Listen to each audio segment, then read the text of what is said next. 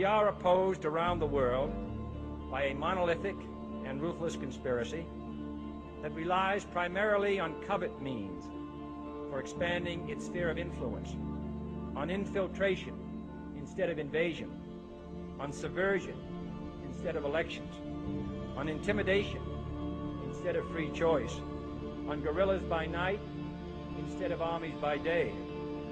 It is a system which has conscripted vast human and material resources into the building of a tightly knit, highly efficient machine that combines military, diplomatic, intelligence, economic, scientific, and political operations. Its preparations are concealed, not published. Its mistakes are buried, not headlined. Its dissenters are silenced, not praised. No expenditure is questioned, no rumor is printed, no secret is revealed.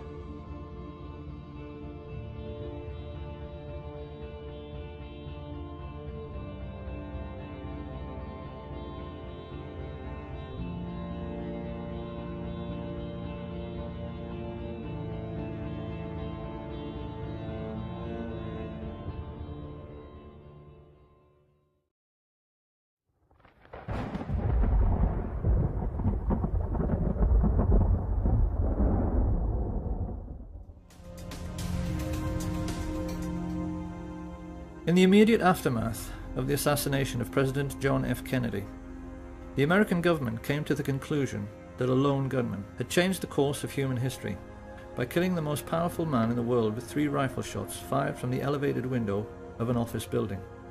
And for half a century, they have stuck rigidly to this fabrication, while critics, scientists, playwrights and poets have produced books and essays and films to prove beyond any shadow of a doubt that this version of our Western history is a physical impossibility. Over and over again, we have been told that this man did it, by himself. He didn't have any help, and he did it because he was a lonely madman and a communist to boot. We are also meant to believe that there is nothing remotely suspicious in his being shot on live television in a basement full of police officers before he had a chance to tell his side of the story. So there is quite clearly no need to investigate further. Of course, every thinking person knows this is absolute nonsense. And being nonsensical, it naturally leads thinking people to ask some very important questions, like, why did the American government come up with such a lame and improbable scenario to account for what had happened? And then why did they stick with it so dogmatically for so many years afterwards? Exactly what and who are they protecting? And how can it be that even such venerable institutions as the BBC have played along with this charade in the intervening decades?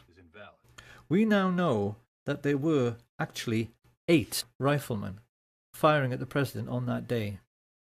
We know where they were located in Dealey Plaza, and we know their names. However, those with sharp eyes will already be asking themselves why we were only showing the location of 6 assassins in this schematic.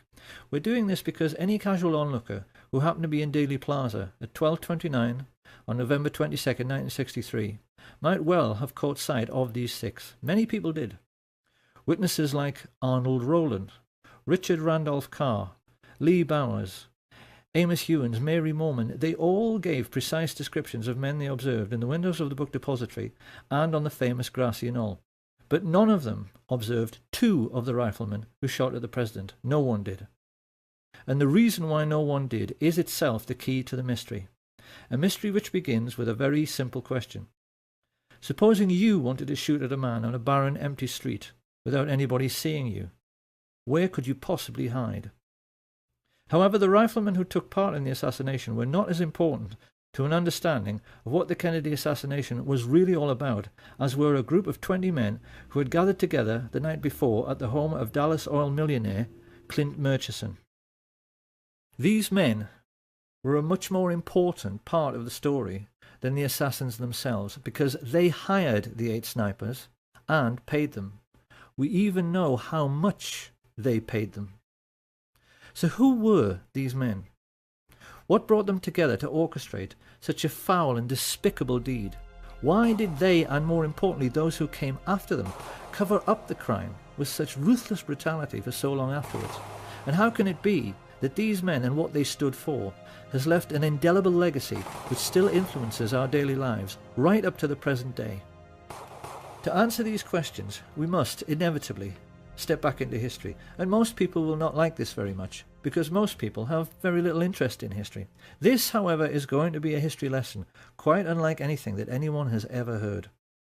It certainly will be nothing like what we are taught in school, and yet it begins with a name which most people have heard, but probably won't be able to place. The name of E.H. Harriman. Who was E.H. Harriman? Dynamite's ready, Butch. Mr. E.H. Harriman himself, he had the confidence of... Open the door or that's it! You think E.H. Harriman would get himself killed for you?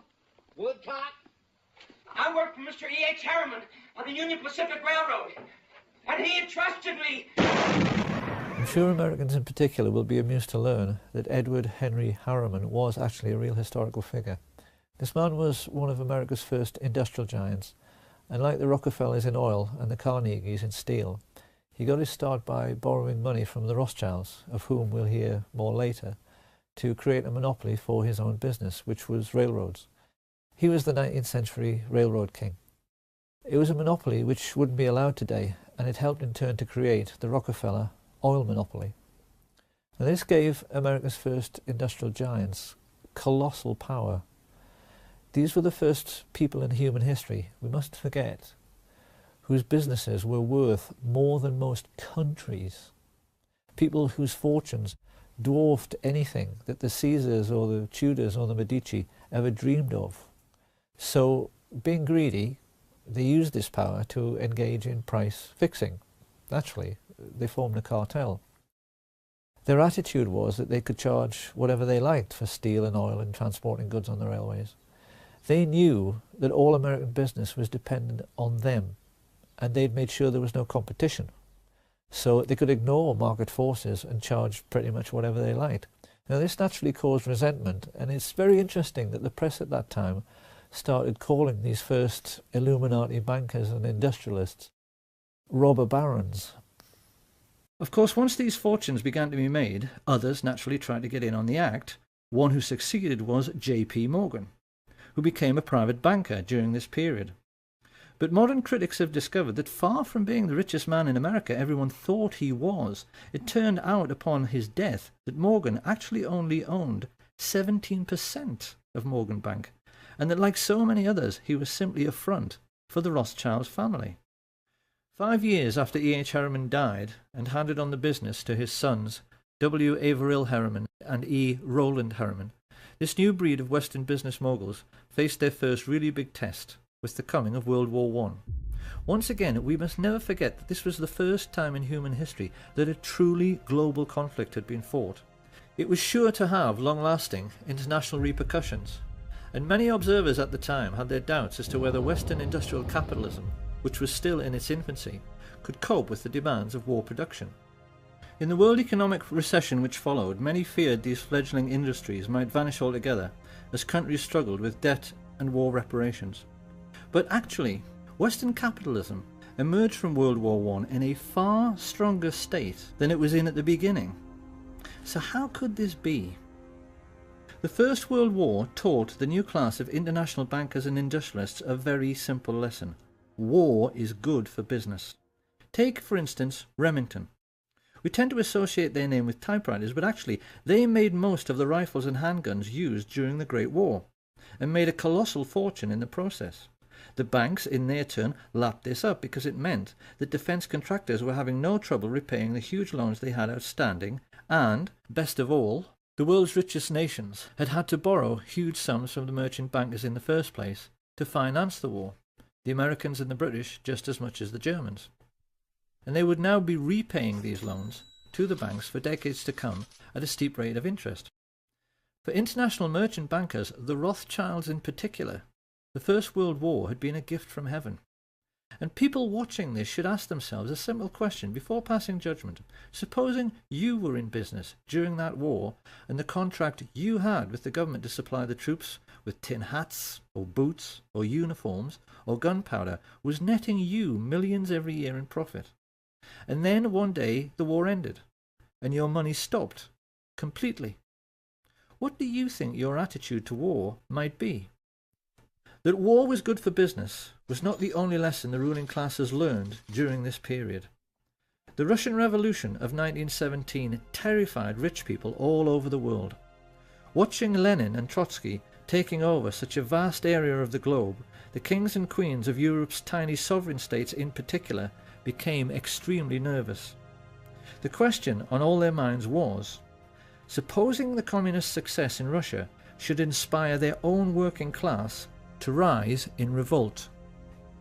Many of the crowned heads of Europe, like England's George V, had been related to Tsar Nicholas, and the brutal execution of the Tsar and his family, particularly the bayoneting of his young daughters, sent a shockwave through the upper classes of every nation.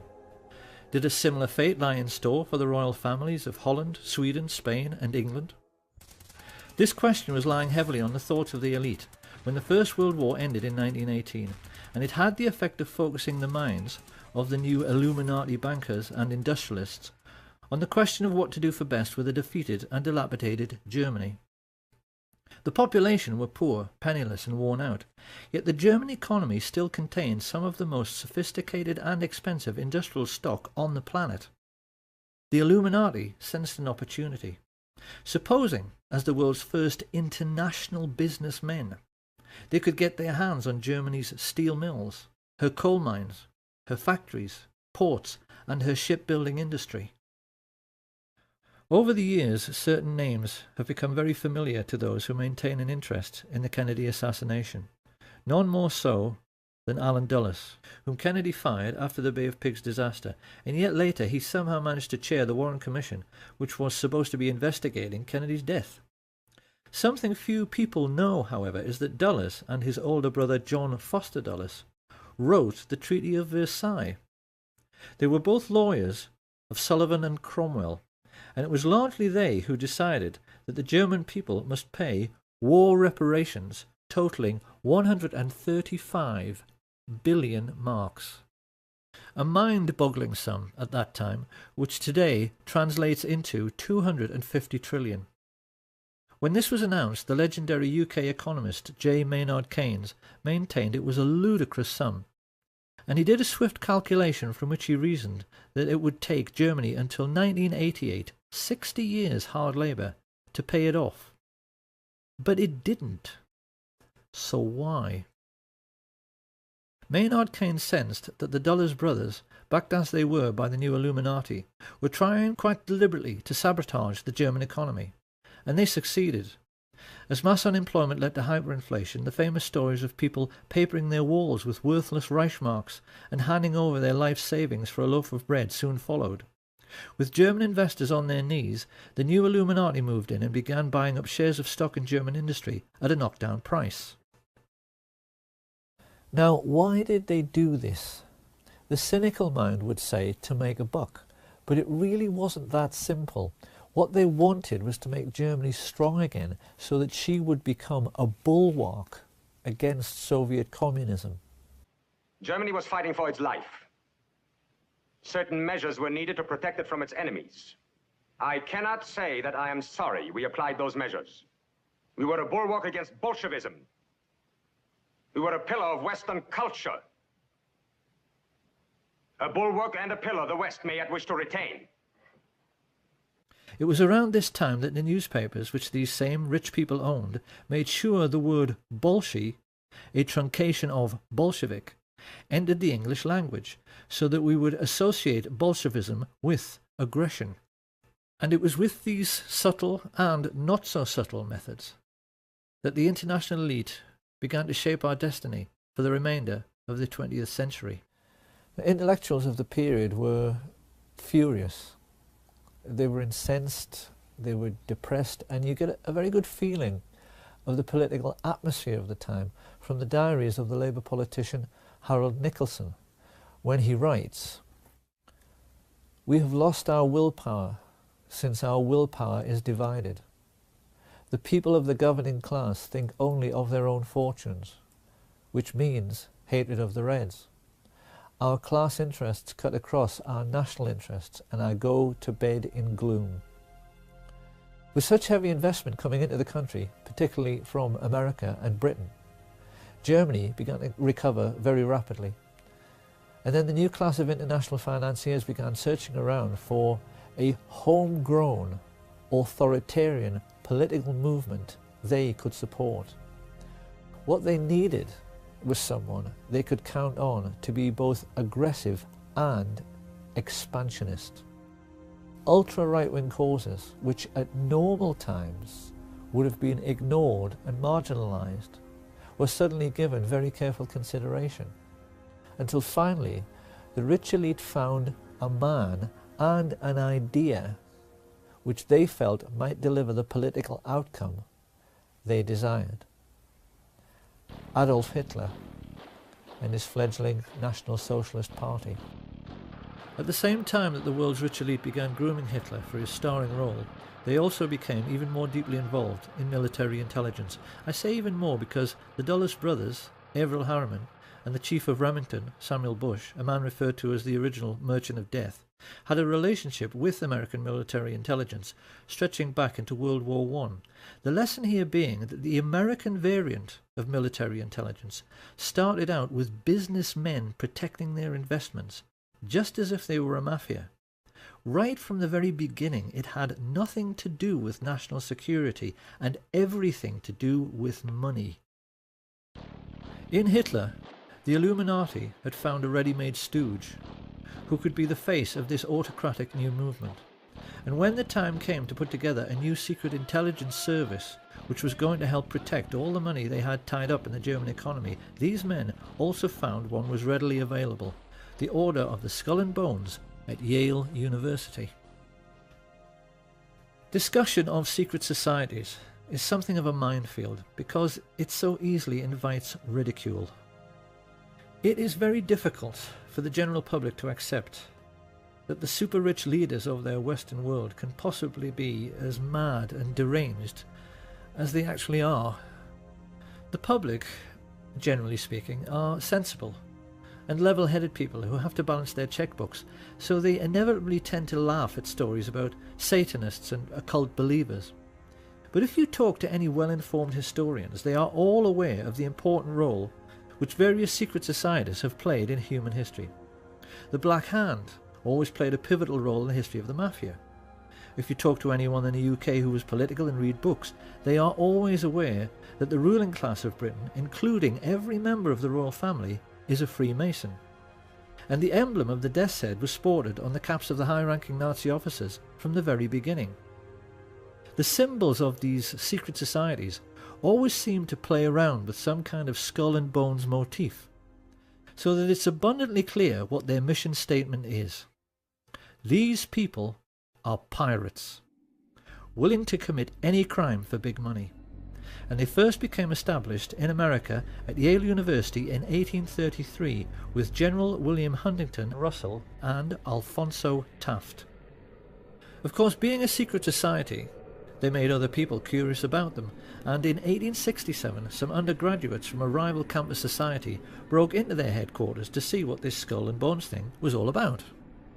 They reported that inside there were lots of lamps and candles, many dilapidated human skulls lying next to a fool's cap and bells, and it was morbidly dark because the walls were covered in black velvet. Having established a suitably satanic atmosphere, initiation rites were then performed on new members, who had to engage in group masturbation and sodomy while they lay in a coffin. Now, it's very easy to dismiss all of this as bizarre, silly and irrelevant until you see the list of Skull and Bones members who have ruled America since Skull and Bones began. Although they only graduate 15 initiates a year, those 15 have always gone on to occupy the very highest positions in American society.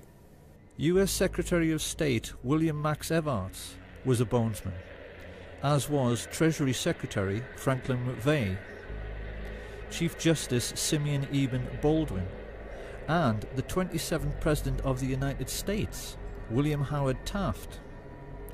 The founder of American football, Walter Camp, came through Skull and Bones. as did the very first chairman of the Federal Reserve, PAJ, and director of Standard Oil, Percy Rockefeller. Averell Harriman, the son of E.H. Harriman and founder of Harriman Brothers, the largest investment bank in the world, was a bondsman, and so were both of the George Bush presidents. During his premiership, John F. Kennedy was surrounded by bondsmen like McGeorge Bundy and David Acheson, son of Dean Acheson. Kennedy knew these men refer to each other as brothers under the skin. They swear an oath of secrecy and then ruthlessly vow to help each other's careers in any way they can throughout their lives, even if it means committing murder. In Britain, every literate person knows that all of the top police officers are Freemasons, because if there are 10 candidates for a top job, a Mason will always select a brother Mason for the post.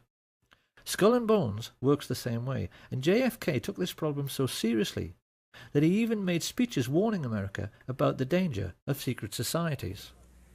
The very word secrecy is repugnant in a free and open society, and we are, as a people, inherently and historically He knew the people opposed on to this secret list societies, were neither silly secret nor oaths. irrelevant, because he knew they were the real holders of power in America, operating as they were, as an unelected shadow government accountable to no one.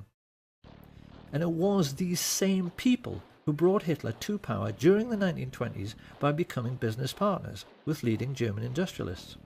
The reality of the situation prevailing at that time can be very easily understood simply by looking at the cover of Fritz Thiesen's book, I Paid Hitler, on which he is depicted as a puppet master controlling Hitler's strings. Thiesen was a billionaire industrialist. He was the man who built the Bismarck. His company, United Steelworks, made 3/4 of all Germany's steel, and he joined together with Skull and Bones members Prescott Bush and George Herbert Walker to financially assist the Nazi Party.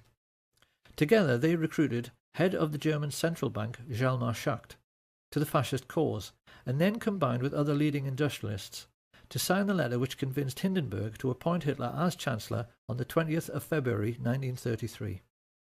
Had anyone inquired around this time about the postal address of the Nazi Party, they could legitimately have been told that it was 39 Broadway, Manhattan, New York, because this was where Averell Harriman, Prescott Bush and George Herbert Walker kept their office. And being no fool, Fritz Thyssen used their banking services to set up secret cash funds funneled through another bank in Rotterdam, the Bank voor Handel en Scheepvaart, to finance the building of the first official Nazi Party headquarters, the Brown House. This was all done with the full cooperation of the Dutch bankers, who orchestrated this entire sinister business with the assistance of the Thyssen family lawyer, Allen Dulles. Of course, the Germans themselves were ecstatic. We've all seen the newsreels from that time in which they are stomping around in their jackboots, acting like a master race, because they had swallowed the propaganda that they were being led to glory by a Superman who had rebuilt the economy and Germany's infrastructure all by himself. This was a lie. Hitler didn't have any money. You can only build autobahns with one thing: capital investment, and that investment came mainly from America. The Nazis were also given a lot of help from the City of London, help which came mainly in the shape of Sir Montague Collet Norman, Governor of the Bank of England. Norman was connected to Bush and Walker through the merger of Harriman's with the Brown Brothers, who traded in London as Brown Shipley, hence Brown Brothers Harriman. The people behind this multinational investment bank had a long-standing racial tradition. Few British people at the time were aware that they only enjoyed relatively cheap clothing because it was all made from slave cotton brought from America on the Brown Brothers ships and sold to British mill owners. Montague Norman was heir to this colossal Brown Brothers fortune. As the de facto head of world banking, he made no secret of his only being interested in the richest 1% of people. And even as the newspapers began to fill with stories of Nazi concentration camps, he still declared himself to be Hitler's most avid supporter. "We must lend Nazi Germany 90 million marks," he declared. "It may never be repaid, but it will be less of a loss than the fall of Nazism." One might have thought Sir Montague's close personal friends, the royal family, would have been outraged by his comments. Nothing could be further from the truth. It is part of the remit of this film to try and make people aware of the tricks the rich play in order to control how we think. George Orwell once said that the ruling class in every age have tried to impose a false view of the world upon their followers. And there's no better example than the way in which the British have been duped into believing that their royal family are called Windsor and descend from English kings like Henry VIII. The British royal family are, actually, German, and their real name is Saxe-Coburg-Gotha. They only changed it to Windsor after Windsor Castle in 1917 to hide the fact that they were German during the First World War. Prince Harry, in honour of his German roots, has been known to dress as a Nazi on several occasions. Dozens of critics have pointed out that the Duke of Edinburgh's brother was the head of the Nazi SS. And King Edward VIII, before he abdicated to marry the American divorcee Wallis Simpson, visited Hitler to make it abundantly clear to the whole world that he too was a Nazi. He even signed his name Herzog von Windsor. Thinking people during this period realised that this whole thing with kissing up to the Führer somehow transcended national boundaries. The rich people from the most diverse countries had bonded together because they all shared a common goal. The kings and the queens and the international bankers and industrialists wanted to make certain communism could never succeed. They were determined they weren't going to finish up like the Russian royal family, and they were determined to hang on to their money. They were much more afraid of the ordinary working people in their own countries than they were of fascist Germany. And this prevailing sentiment amongst the world's ruling class led America's elite to attempt a fascist coup d'etat in 1934. I hope it will be plain to people by now that Hitler's economic miracle is the greatest myth in human history. There was no economic miracle. There are no miracles. And if there are, why can't the Germans do it all again now? If you want to construct a network of new roads and new steelworks and new factories, you need one thing: money. You need investment. And the investment didn't come from Hitler. It came from Brown Brothers Harriman and their business associate, Fritz Thyssen. It came from Hjalmar Schacht and his best friend, Sir Montague Collett Norman. It came from men like Axel Wenner-Gren, the Swedish multimillionaire arms manufacturer, and Charles Beddoes, the French business mogul. These people were all in the same bed with their Nazi friends, the Duke and Duchess of Windsor, the Dulles brothers, Prescott Sheldon Bush, and George Herbert Walker, with whom they'd created the Union Bank for laundering Nazi money. And with stage one of their plan for world domination complete, they now turned to the second phase, which was meant to be the overthrow of American democracy and the imposition of fascist government upon the United States. In order to pull this off, these Nazis raised money from America's richest families, many of whom, in this new consumerist society, had become household names. The Colgate family, the Birdseye family, the DuPont family, the Rockefeller family. These people handed over millions to the American financiers of Hitler so they could hire, train and supply a private army which would attempt to overthrow the democratically elected government of Franklin Delano Roosevelt and impose fascist dictatorship in America. Of course, it's natural to wonder, considering they had such advantages, how on earth they failed to pull it off. The simple answer is that they chose the wrong man, because their choice to lead this Nazi insurrection was Major General Smedley Darlington Butler, the most decorated soldier of the period and in all of American history, perhaps the most unsung hero of all. Because Smedley Butler was the most genuine Democrat and lover of liberty the world has ever seen. I appeared before the Congressional Committee, the highest representation of the American people, under subpoena to tell what I knew of activities which I believe might lead to an attempt to set up a fascist dictatorship. The plan as outlined to me was to form an organization of veterans, to use as a bluff, or as a club at least, to intimidate the government and break down our democratic institutions. The upshot of the whole thing was that I was supposed to lead an organization of 500,000 men, which would be able to take over the functions of government. My main interest in all this is to preserve our democratic institutions. I want to retain the right to vote, the right to speak freely, and the right to write. If we maintain these basic principles, our democracy is safe. No dictatorship can exist with suffrage, freedom of speech and press. Smedley Butler tricked the plotters into thinking he was interested for just long enough until he was sure who all the major players were, and then he told the president. This put FDR in a quite impossible position. America at that time was just coming out of the Great Depression. The last thing he wanted was to cause another economic downturn, and he feared that if he scooped up all the leading bankers and captains of industry in the United States and threw them all in jail, the country just might fall apart. So what could he do? To Smedley Butler's utter incredulity, he chose in the end to do nothing. In spite of the fact that these men had committed treason and should have been hanged, their power was such that they were not even charged, let alone tried, and so great was their influence they were able to keep America out of the war until December the 7th, 1941.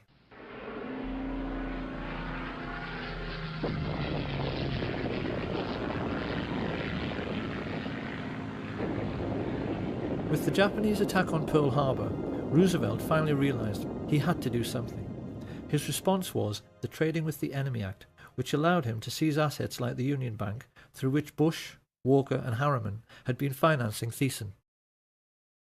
Roosevelt didn't realize, however, that it was already a case of too little, too late, because without his knowledge, American business moguls had been tumbling over one another for 2 years in their efforts to assist and do business with the Hitler regime.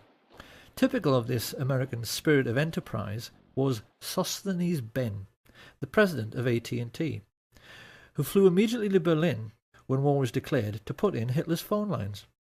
He gave the Nazis the most high-tech, state-of-the-art telecommunications system in the world at that time, so that Hitler could rule the European mainland with the maximum efficiency. Rich men have been hiring thugs to do their dirty work, especially to frighten people, since human civilization began. What people have to try to appreciate is that Nazism, in reality, was simply the first time in human history that the rich had enough wealth to hire an entire country of thugs to do their dirty work. Some of the most emotive images in world history are those of the Nazi war machine swooping across the Low Countries to begin their occupation of France, and people have always assumed that the trucks used for the miles-long troop convoys must have been German trucks. But if anyone at that time had taken the trouble to lift up the cowling and look at the engine, they would have found these were actually Ford trucks, which had been built with personal permission from Henry Ford, who was sitting in his office 4,000 miles away in Dearborn, Michigan, a service for which he was given the Grand Cross of the Eagle, the highest honor the Nazis ever bestowed on a civilian.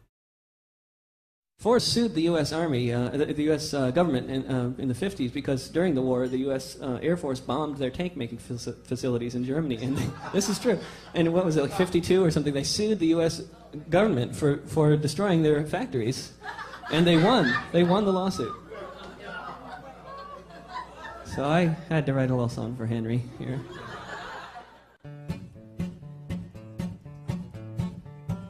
Ford built tanks for the Nazis, and the Nazis used those tanks to gun down lots of soldiers in the U.S. Army ranks. Yes, Henry Ford was a fascist, and a nasty one was he. He built tanks for anyone for the proper fee. Hitler so admired Henry Ford, he kept a life-size portrait of him on the wall next to his desk, and even his legendary Panzer tanks were tainted by these sorts of practices, because they were made by I.G. Farben, who had entered into a cartel with the Rockefellers' Standard Oil. The government in Washington knew all about this, and largely did nothing. Licensing arrangements for trading with the enemy in wartime were issued without any fuss, even to the extent that after the occupation of France, the Chase and Morgan banks in Paris simply carried on doing business as usual. The incredible truth, which the rich elite have managed to hide from the world for 70 years through their control over school books and our education system, is that the Nazi war machine was actually an American business. and for the Rockefellers, DuPonts, Harrimans, Walkers and Bushes in particular, it was a highly lucrative business.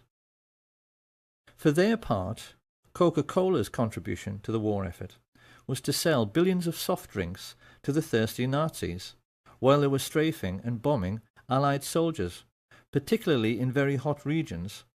In the desert, where refrigerators tend to be scarce, there were even stories of Messerschmitt pilots wrapping wet towels around bottles of Coke, tying them to their aircraft, then flying up to altitude, where the cold and the wind chill turned the wet towel into a solid block of ice. They would then dive down, crack open the towel, and enjoy an ice-cold Coke in the desert. If they had wanted to, the Western multinationals could have grounded the Luftwaffe and stopped the war at any time, because the German aircraft were totally dependent on imported supplies of tetraethyl lead, an additive which prevents knocking in aero engines. But Standard Oil kept the supply of this vital resource going through neutral Switzerland for the entire war.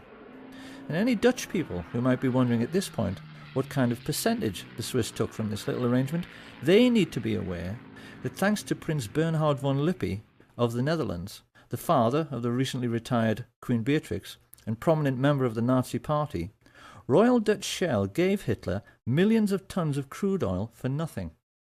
The Dutch royal family actually fueled the invasion force which annexed Holland and were instrumental in helping the Nazis to rape their own country. But most shocking of all is the truth of what really happened in the little Polish town of Oświęcim. This sleepy little hamlet just happened to be in an extremely mineral-rich region, particularly for coal, which Western industrialists had wanted to get their hands on for years. With the coming of the Hitler regime and the invasion of Poland, the fascist financiers had the bright idea of turning this conquered region into an investor's paradise by building a Nazi concentration camp near the town and utilising the slave labour available to drastically reduce their own production costs. Few people are aware of the gigantic scale of the Nazi concentration camp network and are blissfully unaware that the real purpose behind their construction was to make a profit for the rich, which is why they stole all the gold watches, gold wedding rings and gold teeth fillings and melted them down into gold ingots. To this day, there are bars of gold lying in the vaults of the Bank of England, which have the Nazi swastika stamped on them. Gold stolen from Jewish corpses. It shouldn't come as any great surprise that George Herbert Walker's family were slave owners on the cotton plantations of 1930s America. Walker was used to organizing slave labor. So while his business associate, Averell Harriman, was paying for Hitler's 500,000 SS troops and supplying them all with brand new Thompson submachine guns, because he did, Walker took over the management of this new Polish concentration camp. And when his Nazi friends started complaining that they couldn't pronounce the name Oświęcim any better than I can, they all got together and decided they had better Germanize the name into something which sat more comfortably on Nazi tongues. It was in this way that the world first heard of Auschwitz. Because the truth about Auschwitz and the entire Nazi war machine is that they were essentially no different to McDonald's. They were American business enterprises abroad, businesses which the richest European families invested in, and businesses which, because of slave labour, made obscene profits, which Prescott Sheldon Bush took and placed in a blind trust, which later financed a Bush political dynasty which produced two presidents of the United States, his son, George Herbert Walker Bush, and his grandson, George Walker Bush. This picture of the railway leading into Auschwitz has, since World War II, become the iconic image of the Holocaust. To us it now represents something like the gate to hell. But how differently, one wonders, would we have looked at this image all of our lives if we had always known that this railway line was an American railway line laid by the Harriman brothers on behalf of Uncle Sam. The Standard Oil IG Farben cartel even made the Zyklon B gas for the Jewish Holocaust. Now anyone who at this point is thinking that all this simply cannot be true, because if it was, someone would have sued, well, someone did. This information came into the public domain because of a Dutch intelligence agent who was so disgusted when he found all of this out, he leaked it to the press, as a result of which two very senior Jewish gentlemen, Kurt Julius Goldstein and Peter Gingold, filed suit against the American government. Of course, the more discriminating among us will now be asking how it can be that this story went completely unreported in the mainstream media. One might just as well ask why the Times in London was writing favourable stories about the Nazi concentration camps throughout the 1930s, and why Lord Rothermere was still referring to Hitler as a great gentleman as late as 1940. You really would think by now that people would have realised that it isn't so much the bias in the media which really matters, it's the things they know about, but never tell you, that really matter. Because the truth is that the press knew exactly what was going on in the concentration camps all through the war. They never said a word about it, because they knew who was making money from the slave labour. Now, it's very easy to imagine what the response of a conservative politician, American or British, would be to all of this. If all of this is true, he's bound to ask why nobody said a word about American industrialists building Hitler's war machine at the Nuremberg trials. How come it never got mentioned? Where's the responsibility of the Vatican, who signed in 1933 the Concordat with Hitler, giving him his first tremendous prestige? Are we now to find the Vatican guilty? Where's the responsibility of the world leader Winston Churchill, who said in an open letter to the London Times in 1938, 1938, Your Honor, were England to suffer national disaster, I should pray to God to send a man of the strength of mind and will of an Adolf Hitler. Are we now to find Winston Churchill guilty? Where's the responsibility of those American industrialists who helped Hitler to rebuild his armaments and profited by that rebuilding? Are we now to find the American industrialists guilty? No, Your Honor, no. Germany alone is not guilty. The whole world is as responsible for Hitler as Germany. It is an easy thing to condemn one man in the dark. It is easy to condemn the German people, to speak of the basic flaw in the German character that allowed Hitler to rise to power. But at the same time, comfortably ignore the basic flaw of character that made the Russians sign pacts with him. Winston Churchill praise him. American industrialists profit by him. American industrialists profit by him. Profit by him. Profit by him. Profit by him. Profit by him. Profit by him. Profit by him. Profit by him. In school, we are taught that the Allies defeated Nazi Germany in World War II. This is not true. The Nazis won the war. Because the real Nazis, the rich, played on both sides. That's what a rich businessman does. He arranges things so that he is well thought of by both sides, so then whoever wins, he wins, and his money is safe. Now, a lot of people will still think it is simply ludicrous to suggest the Second World War was a phony war. They are bound to say that no one who was there at the time thought it was a phony war. Really? A new baby, 200 gross of buckles, unlimited petrol, and all the whiskey you want. You're sitting pretty, aren't you, Holden? Yes, it is a lovely war. Well, wouldn't you if you were in my place? Wouldn't everybody? Doesn't everybody? The war's a blasted phony anyway. I'm a bit tired of that. Tired of what? This phony war business. Well, isn't it? No, it's not. I've just come out of hospital after 10 days in an open boat off the Faroes, and I'm sick and tired of blokes like you with soft jobs ashore. Come outside. Now, don't be silly. I've lost 2 fingers off that hand, but I'm going to take you outside and knock your block off with my right. Oh, take it easy. There's no need for that. I'm sorry, I apologize. I'll come outside if you insist. That won't do any good. It's not his fault. It's the fault of all of us. You make me sick. All of you.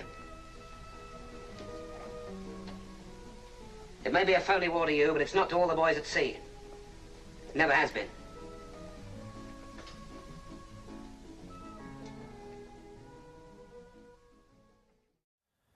Now, obviously, the British and the Dutch in particular will have a very hard time accepting that their royal family profited from Nazi concentration camp slave labour.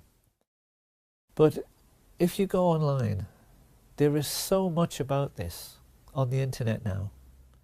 It's become plain that historians are more and more proving that those days were really all about the Western world's rich coming together to fund a Nazi war machine which was meant to protect them from the Soviets. The Duke of Edinburgh practically admitted this when he said, "In those days we were anti-communist because the Russians killed half my bloody family."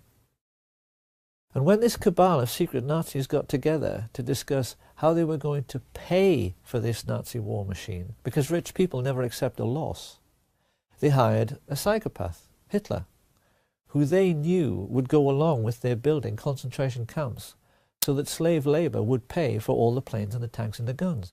And you can see in the more intelligent movies from that period, like Hitchcock's Saboteur, that the artists and writers of that time knew the rich were fascist and completely understood what they were really up to. Why is it that you sneer every time you refer to this country? You've done pretty well here. I don't get it. No, you wouldn't. You're one of the ardent believers, a good American. Oh, there are millions like you. People that plod along without asking questions. I hate to use the word stupid, but it seems to be the only one that applies. The great masses, the moron millions. Well, there are a few of us who are unwilling to just troop along. A few of us who are clever enough to see that there's much more to be done than just live small, complacent lives. A few of us in America who desire a more profitable type of government. When you think about it, Mr. Kane, the competence of totalitarian nations is much higher than ours. They get things done. Yeah, they get things done. They bomb cities, sink ships, torture and murder so you and your friends can eat off of gold plate. It's a great philosophy. I neither intend to be bombed nor sunk, Mr. Kane. That's why I'm leaving now. And if things don't go right for you, if we should win, then I'll come back. Perhaps I can get what I want then.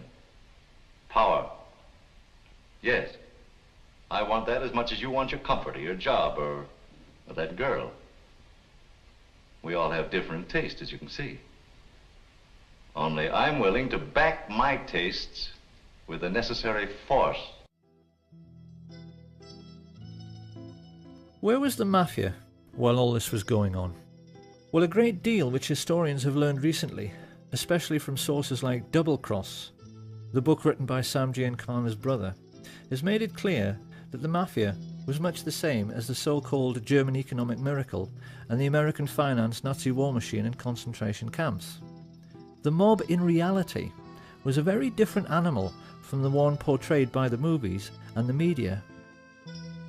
American feature films have tended to focus on the exploits of gangsters like Richard Kane, the famous crime-busting Chicago cop who was planted in the police force to be a spy for Giancana, and hoods like Charles Nicoletti and Milwaukee Phil Aldericio, two of his favourite hitmen, who built their own hitmobile so they could shoot people from the back of a moving car.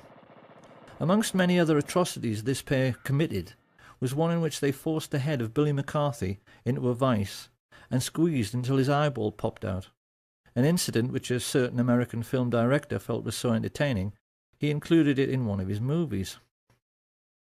What most people have failed to realise, however, is that in most cases the mafia chieftains who actually ran organised crime did not approve, generally speaking, of these acts of gross brutality.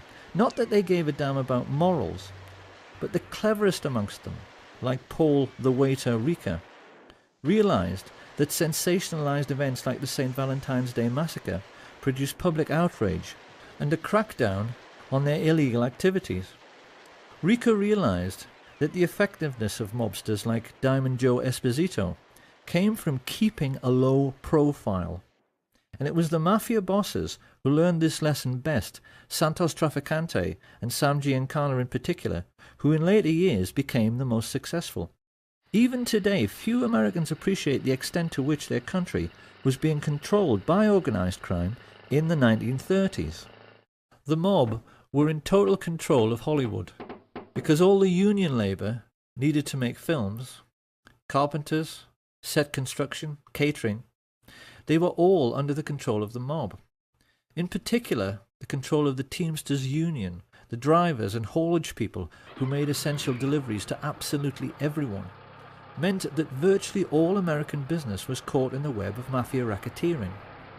Studio bosses like Harry Cohn, Louis B. Mayer, and the Warner Brothers knew they had to play along to get anything done at all. The big studio heads, like all rich businessmen, found they were forced to become friends with mafia dons. And the individual who exploited this situation most effectively was a gangster few people have ever heard of, Murray the Camel Humphreys. Generally speaking, the ethnically Italian gangsters of this period were coarse, brutal, and most importantly, ignorant men. They had no education. They couldn't hold an intelligent conversation because they'd spent no time in school. Don Corleone, I am honored and grateful that you have invited me to your daughter's wedding.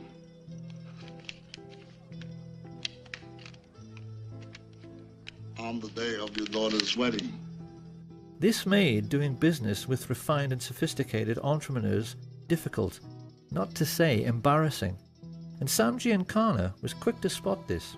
So whenever a business deal needed to be made by someone with style and sophistication, he would send along his silver-tongued Welshman, Murray the Camel, so called because he was known for being sartorial and for cutting a dash in expensive camel hair coats.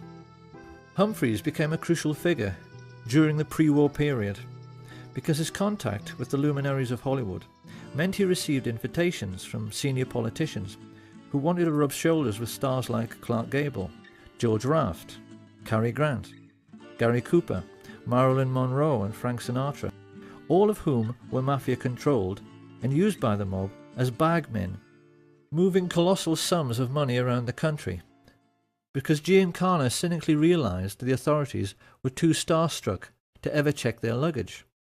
He even used a priest for the same purpose, who he referred to as Father Cash. And just as the priest was happy to take his percentage, so the politicians, who Giancana always maintained were the easiest to corrupt, were happy to do the same. In Esposito's time, he had boasted of buying votes for Calvin Coolidge. By the time of World War II, Sam Giancana was boasting to his younger brother, "We own the White House." He was adamant that every state governor, congressman and senior judge in the country was on the take, and the mob's most spectacular success, as they sought control over all the big players, was their corrupting of FBI Director J. Edgar Hoover. It's become fairly widely known in recent years that Hoover was a transvestite homosexual. What is less well known is the elaborate scheme he dreamed up for accepting mafia bribes. What he used to do was to go to the $2 window at the racetrack, where he was photographed many times by the press to give himself a clean, upstanding image. What the pressmen didn't know was that he always took along a crooked emissary who placed huge bets, which ran into the thousands, at another window on races which were fixed by the mob boss Frank Costello. By keeping Hoover supplied with millions in winnings and holding on to compromising photographs of the FBI chief having sex with his lover, Clyde Tolson, which several CIA agents claim they've seen, the mafia had American law enforcement entirely under their control. So the question then is, what do you do with that kind of power? The answer is that when you're the American mafia, you routinely wipe out what they call do-gooders. This is how organized crime has influenced American society for nearly a century. If a decent man becomes a rising star in politics and looks as if he might try to make a better life for ordinary people, they simply kill him as a matter of routine. And in the book they wrote together, Chuck and Sam Giancana Jr. are at pains to point out that a classic early case of this practice was the assassination of Anton Shermack. Shermack was a Democratic politician who had tried to crack down on Al Capone's bootlegging operations. Many felt he would go on to become a great president himself, until he was shot while on stage with FDR by Giuseppe Zangara. After the murder, Zangara claimed it was a political act, and he ought to be entitled to clemency because he simply hated all rich people. But this was actually what he'd simply been told to say by the mob, who were using him as a fall guy. When he went to the electric chair, Sam Giancana turned to his brother and expressed his pleasure at how nice and neat the whole affair had been. And he further explained that choosing a patsy to wipe out a politician who was a do-gooder was something the Italian mafia had been doing forever. It was a practice as old as the Sicilian hills, and he was amazed at how the mafia kept getting away with it, because you really would think people would catch on. This was 1935. You have a decent chief executive murdered in broad daylight, shot by a patsy, who was later killed himself by the authorities. Does this sound familiar? However, even in Shermack's time, the mob could not be said to be in complete control of American life, because while they controlled the streets through their influence over politics and the justice system, they were not yet in control of the United States military or its mainstream media. Tragically, this all started to change with a series of events which began with the scuttling of the SS Normandie by a Manhattan-based Nazi agent. This was February the 9th, 1942, and having just joined the war, the United States was trying to keep its allies supplied with vital war material, using convoys which were loaded on the waterfront and sailed almost every day out of New York Harbor. As everyone knows, many fell prey to the wolf packs of German U-boats, and the Normandy had been designed for much greater speed specifically so that she could outrun them. When she fell to sabotage, it was a colossal blow to the Allied war effort, and in response a naval intelligence officer, Anthony Marslow, decided to enlist the help of the New York Mafia because he knew they were in control of all commercial activity on the docks. The subterfuge by foreign intelligence agents ceased, but the price America paid was calamitous, because getting the Mafia's help meant getting permission from the boss of bosses, Lucky Lucanio. It is one of history's great ironies that the United States government went crawling to the Mafia for help at a moment when the mob themselves had just been severely weakened and could have been crushed altogether by an administration with enough political will. The notorious Lucanio had just started a 40-year prison sentence in Great Meadow Penitentiary, and most of his Sicilian gangsters back home were already behind bars, having been caught up in Mussolini's Mafia purge. Being himself Italian, Mussolini knew there was only one way to deal with the Mafia, and when he came to power, he ordered his iron prefect, Cesare More, to simply lock up all the Mafia families in Sicily, which wasn't exactly difficult because everybody knew who they were. Of course, after the Allied invasion of Sicily, Marslow then compounded his error by choosing Sicilian Americans like New York Mayor Charles Paletti and OSS officer Joseph Russo, whose father was born in Corleone, to head AMGOT, the Allied military government, whose job it was to restore community cohesion on the island. And of course, their way of doing this was not only to let all the mafiosi out of jail, they even made known mob bosses like Genco Russo and Don Calogero Vizzini into the heads of local government and gave them full civilian and military power over the island. So this was the accident of history through which the Mafia began its relationship with American military intelligence. It was a catastrophe for Italy, which has been ruled over by organised crime ever since. It was a catastrophe for Sicily, which suffered a brutal murder every 3 days in the post-war period, and it was a catastrophe for America, which saw many once vibrant communities, particularly in New Jersey, have the heart ripped out of them by Mafia extortion and drug dealing. Lucky Luciano was deported after being released from jail, and having found a kindred spirit in another secret organisation, the newly created Central Intelligence Agency, he was then able to combine the activities of organised crime, particularly international drug running, with smuggling of American-made weapons. This unholy alliance gave the world its first ever pirates who flew aeroplanes. That's what these people became. Pirates with aeroplanes. The CIA became the world's primary importer-exporter of narcotics and used the colossal profits to fuel wars around the world, thereby enabling their friends in the military-industrial complex to sell yet more weapons. Under the disguise of liberal democracy, these men, who had financed Hitler became the enemies of liberty and democracy on a planet-wide basis.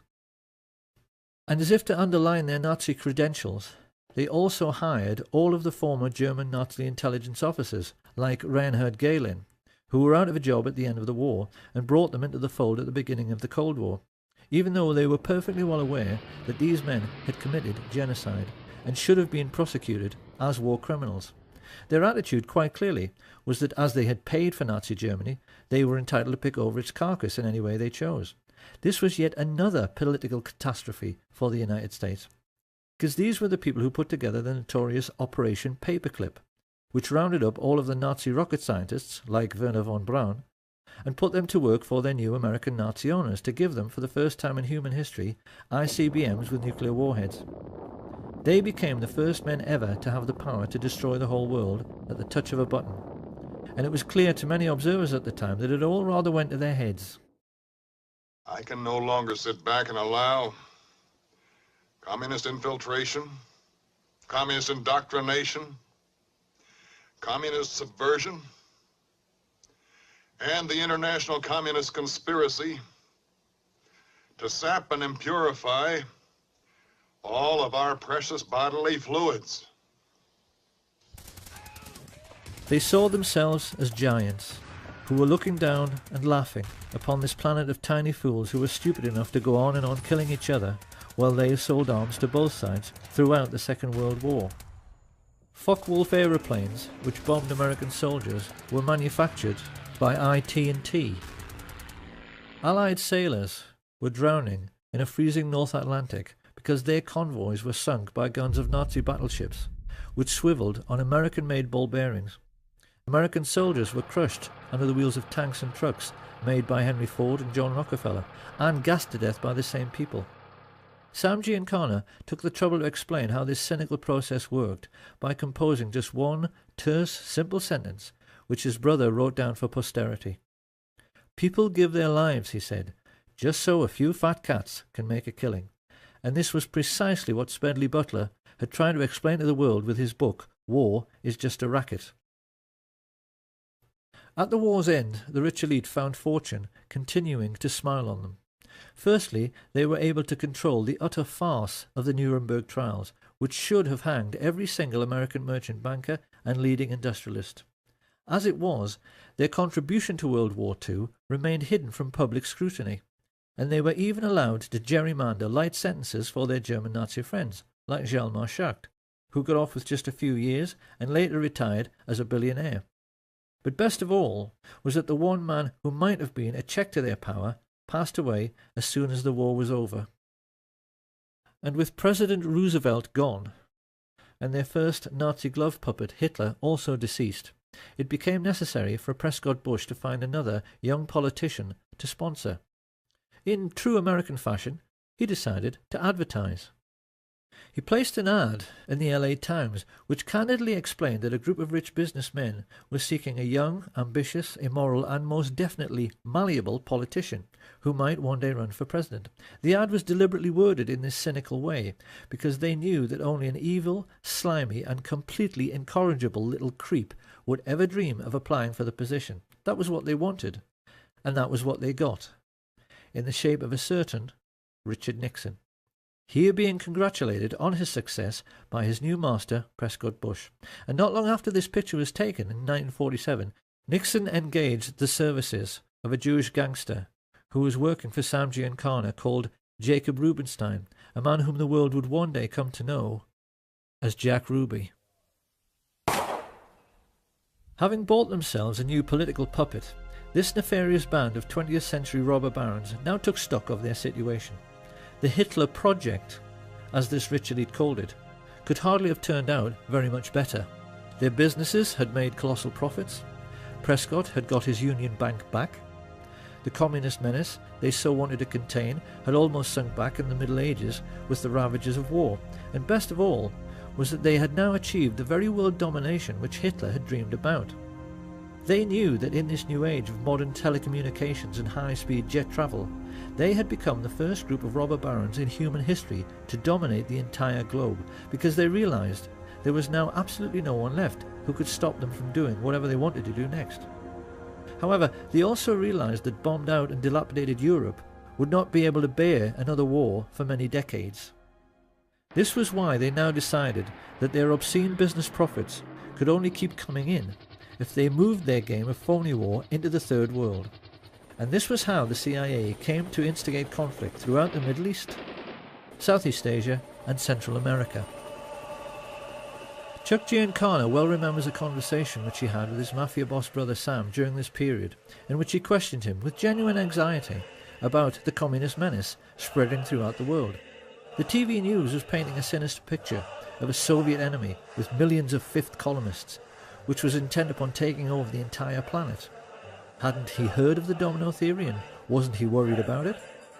In response, Sam Giancana simply smiled at his kid brother's naivety, and he asked him, didn't he realise that the United States, by which he meant the shadow government, not the official one, wanted to take over the world as well, and that the whole idea of communism was just the excuse they were using to do it?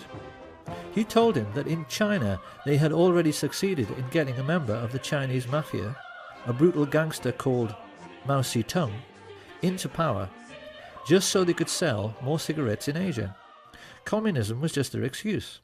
And it was pretty much the same story in the Philippines, with a crooked politician the mafia levered into power called Ferdinand Marcos. As for the United States, Big Brother Sam explained that the fat cats were fully aware that Americans will do anything for patriotism. Hence, you must always provide them with an enemy, a boogeyman. They won't overwork themselves just to make huge profits for fat cats for any other reason. So new enemies had to be found or created. This is what Joe McCarthy's Reds Under the Bed scare had really been all about. And they used the same excuse in Laos, Chile, Guatemala, El Salvador, Iran, Honduras, Vietnam and Cuba. If a small country refused to go along with American business interests, which basically meant with the rights of Western multinationals to pay slave wages to third world peasant farmers growing commodities like tobacco or sugar or fruit, they simply labelled them as communist, assassinated the democratically elected head of state with teams recruited from their secret societies, the Central Intelligence Agency and the Mafia, and put in a man favourable to their interests, as with the Shah in Iran. Simple. And even more to this, Giancana explained to his brother that the political game at home had to be played in the same way as the phony war game abroad. The lesson was that a businessman always protects his interests by playing both sides. Sam Giancana knew that the Second World War had been exactly the same as all the CIA's covert wars during the 1950s. They were conducted in order to make more money for the super-rich, because in every case they were selling weapons and fuel to both sides, just as they had the Germans. On the American mainland, this cynical attitude manifested itself in the way the gangsters supported the campaigns of both leading candidates in every political head-to-head, in order to make sure that whoever got elected, he was always their man and on their side. So this was the real political world, which the young Senator John F. Kennedy became a part of in 1950s America. It was a world ruled by a super-rich cabal of secret Nazis who had built the fascist war machine and concentration camps purely to protect themselves and their money from socialist Russia. Having avoided prosecution for the greatest crime in human history, they were confident that they could kill anyone and get away with it, particularly if it was someone who might interfere with their power to instigate phony wars in order to make huge fortunes by lending money and selling weapons to both sides. The war in which he himself had bravely fought was a sham, and even John F. Kennedy did not understand this. Or perhaps we should say that he didn't fully understand what was going on. He and his younger brother Bobby were certainly all too keenly aware of the extent to which their country was in the grip of organised crime, because their own father, the patriarch Joseph P. Kennedy, had made his personal fortune from running illegal liquor during the days of Prohibition, activities which earned him the nickname Bootlegger Joe. Experienced people are aware that the tendency of each new generation to reject the ideas of the previous generation is an abiding characteristic in human affairs, and it is perfectly plain that with Jack and Bobby, it had the effect of making both men highly principled. Their own father had associated with crooks and gangsters, and it was quite clear from their style and their outlook that they had made a commitment to make up for the sins of their father by rejecting this sinister world of hoods and crooks and corrupt politicians, by being honest and decent. If you take a look at any group photo from the early days, it's clear these men are being determinedly clean-cut, with the accent heavily on the clean part. They knew their father's generation were dirty. It couldn't be more obvious that they were determined to be the opposite. The question was, how were they going to free themselves and their country from the entanglements of the crooked politicians and the psychopathic mafia dons, who together were controlling the whole of American life like some multi-legged fascist octopus? How they were going to pull this off was something they were discussing ad nauseam when, in the late 1950s, they found out their father was in big trouble. A contract had been taken out on Joe Kennedy's life by the Purple Gang, the Jewish mafia of New York, who had accused him of swindling them out of a fortune. Joe Kennedy was really scared, and he turned for help toward the one man in North America who he knew had the power to get the contract called off, Sam Giancana. Giancana had done business with Kennedy for years, so he agreed to help, but he wanted something for it. He was all too aware of Joe's political ambitions for his son and of JFK's outstanding good looks. He wanted assurances that if Jack one day made it to the White House, Joe Kennedy would see to it that the heat the two brothers had been trying to turn up on the mafia would be turned down. And, according to Chuck and Sam Giancana Jr., Joseph B. Kennedy, just to save his own skin, agreed. Will you tell us anything about any of your operations, or you just giggle every time I ask you a question? Declined to answer because I honestly believe my answer might tend to incriminate me. I thought only little girls giggled with the Giancana. In this way, a very confused situation was created, because Sam Giancana, the very kind of mob boss whom the Kennedys had been fighting so hard through the McClellan Committee to put in jail, now thought that they should and would be grateful to him.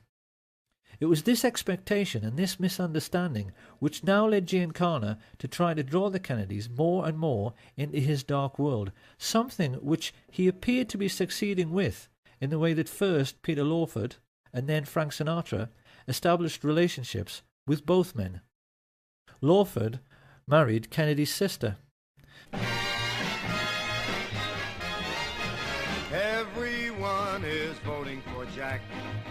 Sinatra was putting together campaigning jingles, and it must have seemed to many insiders at the time that when Sam Giancana went around boasting that, as usual, he had everything under control, and that when Jack got to the White House it was going to be a dream ticket for the mafia, that it must all be true.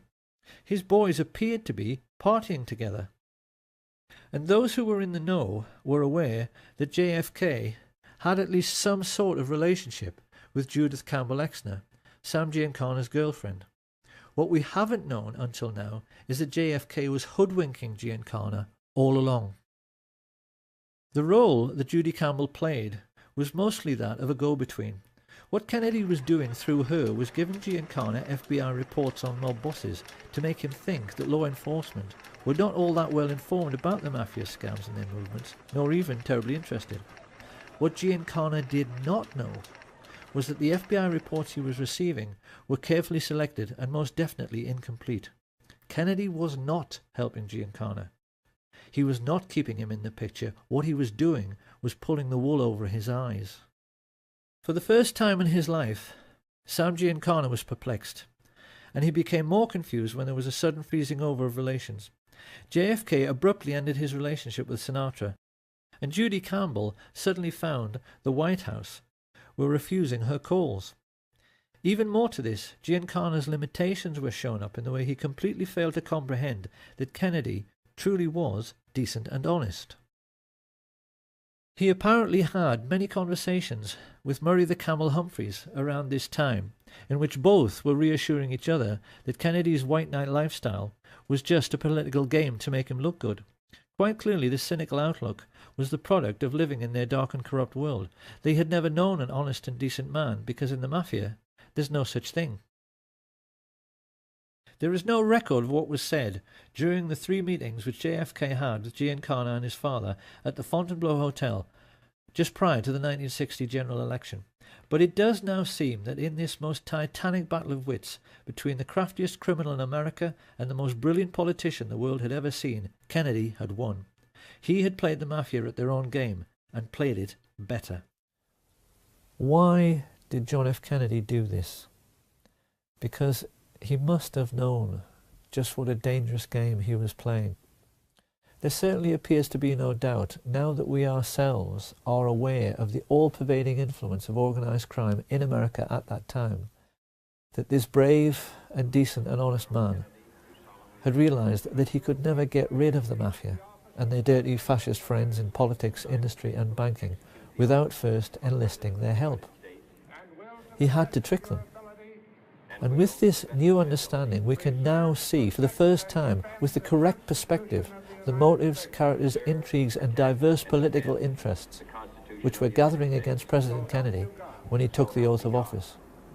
Organised crime were fearful of JFK before he ascended to power, because the shrewdest amongst them were getting a sense that he had outfoxed and outmanoeuvred the all-powerful mafia bosses. But the big mistake researchers have made in the past has been to not understand that every American oligarch, the big oil men, the captains of industry, the merchant bankers, the intelligence chiefs were all crooks and gangsters as well. The biggest crook in the land was the head of law enforcement, J. Edgar Hoover. This is what historians have failed to understand until now. When JFK appointed his 32-year-old kid brother to the post of Attorney General, these people collectively froze. It now fully hit home that JFK really was honest and decent. It hit home that he wanted to make his country as honest and decent as he was, and that he actually believed that with the help of his energetic and determined crime-busting brother that he could do it. His attitude, of course, stood in marked contrast to the man whom Kennedy was saddled with as his running mate. Anyone who has any doubts about the moral rectitude of the average American politician of that time has only to look at the career of Lyndon Baines Johnson to see that, generally speaking, they were worse than the mafia itself. From his involvement with the Box 13 scandal and through all of his dealings with his crooked Texan business associate Billy Solestes, LBJ proved again and again that he was every bit as unscrupulous as any mob boss and willing to do absolutely anything for power. This was a man who'd had his own sister, Josepha, murdered by his personal hitman, a highly intelligent and psychopathic killer named Malcolm Wallace, who later shot dead the golf professional John Douglas Kinzer.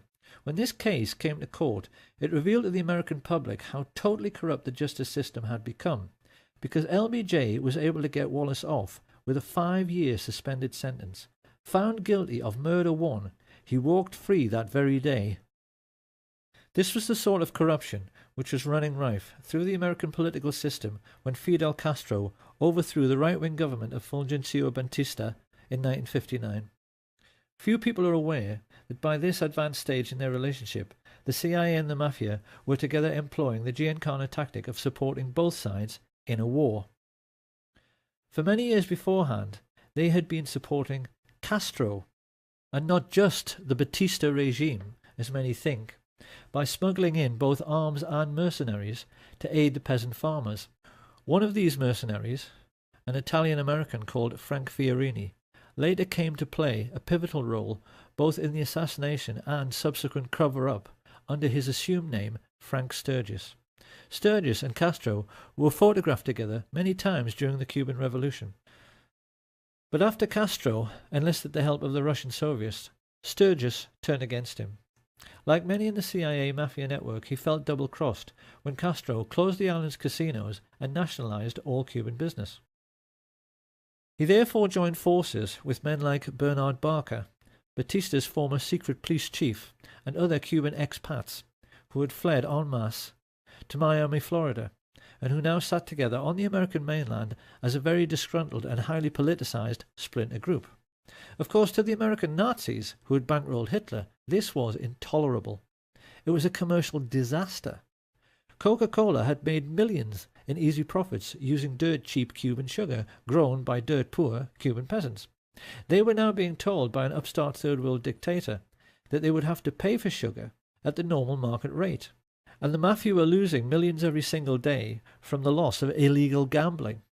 America's Nazi shadow government therefore decided that someone was going to have to mould this loosely knit group of disgruntled anti-Castro Cubans into a crack invasion force to retake the island. Having put their heads together, Dulles and Harriman and Richard Bissell decided this would be an excellent job for Prescott's eldest son, George Herbert Walker Bush, a chance for him to prove himself, along with one of his Texas oil business associates, Jack Alston Crichton. Together these two recruited and trained the Cubans for several terrorist groups known as Operation 40, Alpha 66, ZR Rifle, and Operation Mongoose. Renegade bands of merciless assassins who would kill Castro and who could later be counted on to eliminate any other Third World leaders who dared to interfere with American commercial interests. It was this diverse and unsavoury stream of political intrigue which produced President Kennedy's first great political crisis, the Bay of Pigs, in 1962. By this time JFK was well aware that the CIA was something much more like a private firm or a family. He wasn't surprised when they invaded Cuba without his permission, because he knew they were totally out of control. His antipathy led him to cancel the promised air support, and inevitably the invasion failed. The anti-Castro Cubans were mostly captured, and Kennedy then tried to add insult to injury by ordering J. Edgar Hoover's FBI to close down the camps where the Cubans were trained. He even allowed Khrushchev, the Soviet leader, to inspect the camps to see they were closed, so this could never happen again. Having only just escaped with his life at the Bay of Pigs, it was pretty clear that Frank Sturgis was more than a little annoyed. He was scared because Khrushchev says, don't do this or we're going to do that. You know, so he didn't do it, and he deserted the Bay of Pigs. I was involved in the Bay of Pigs. You got a lot of people, friends of mine, that were killed in the Bay of Pigs. And I resent that. Don't play political games with me. I'm a military man. I'm a soldier. I go fight. But damn it, if I risk my ass out there and I'm getting shot at, I don't want some stupid-ass politician to go ahead and make deals behind my back where my people, or maybe myself, are going to get killed. I don't like that. This, then, is how the stage was set for the Kennedy assassination. And when one remembers the colossal number of ruthless and hideously brutal men who had created this situation, it's perhaps a little ironic that a peripheral figure in the cast of characters who actually put the plot together was an attractive young woman. 19-year-old Marita Loren's love affair with Fidel Castro and her subsequent recruitment as a CIA assassin by Frank Sturgis to kill him is a very well-known story because it was made into a feature film. In spite of her failure to kill the Cuban leader, Lorenz continued to associate with the assassination squads trained by the CIA, and it was largely her testimony in the Spotlight magazine trial after a skillful cross-examination by Mark Lane, which gave us a window through which we can now see who really participated in the Kennedy assassination and who was really behind it all. First of all, after the Bay of Pigs invasion, Kennedy had fired Allen Dulles, Richard Bissell, and General Charles Cable for essentially using the CIA as their personal hitmen, after he found out that Robert Mayhew had sought Sam Giancana's permission to talk to his underboss, Johnny Roselli, about the possibility of a hit on Fidel Castro. Here you have a government agency, funded by the American taxpayer, associating with the very organized crime racketeers JFK was trying to put in jail, for the purpose of carrying out political murders. The president was incensed. Historians have never been surprised that he vowed to smash the CIA into 1,000 pieces. It hardly takes a genius to see why the CIA wanted to kill him.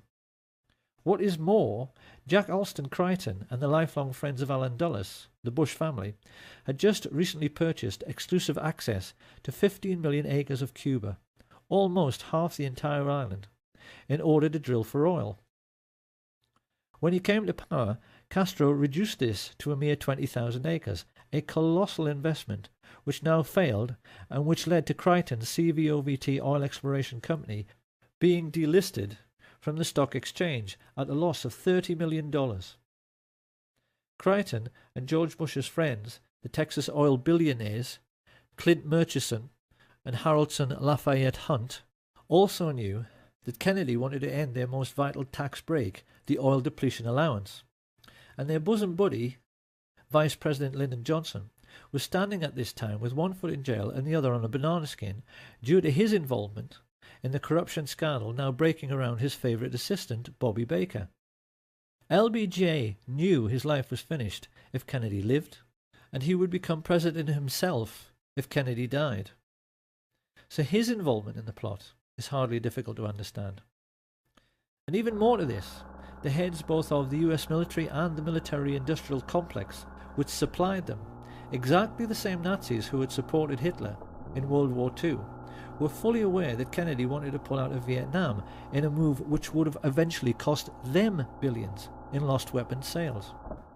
This circle of thugs and pirates was completed by LBJ's next-door neighbour, J. Edgar Hoover, who had himself invested millions in Clinton Murchison's oil business, just like his mafia associate, Vito Genovese. Stepping back to look upon this rogues gallery, it really is remarkable how Kennedy had managed to make an enemy out of every single dirty hood, every corrupt politician, and every single Nazi businessman living in the country at that time. It is highly misleading even to see these groups as separate, because the truth is that they were all brutal fascists who saw nothing wrong in killing to get their own way. The question now was, how were they going to get him? Because we must never forget that generals, admirals, mafia dons, intelligence chiefs, corrupt politicians and oil billionaires are only people. None of them wanted to go to the electric chair for conspiracy to murder the president. They knew that they had to put together a plan which could not fail to both kill Kennedy and then cover up afterwards the fact that they did it. They knew that in men like Frank Sturgis, his Cuban assassination squads, and the mafia hitmen working with the CIA, they had a huge pool of killers to choose from who were ready, able and willing to do the deed. All the same, how could they possibly get to Kennedy? Because they knew that, at least in Washington, all American presidents are extremely well protected by the Secret Service. The most important first step was to engage the age-old mafia tactic of finding a patsy.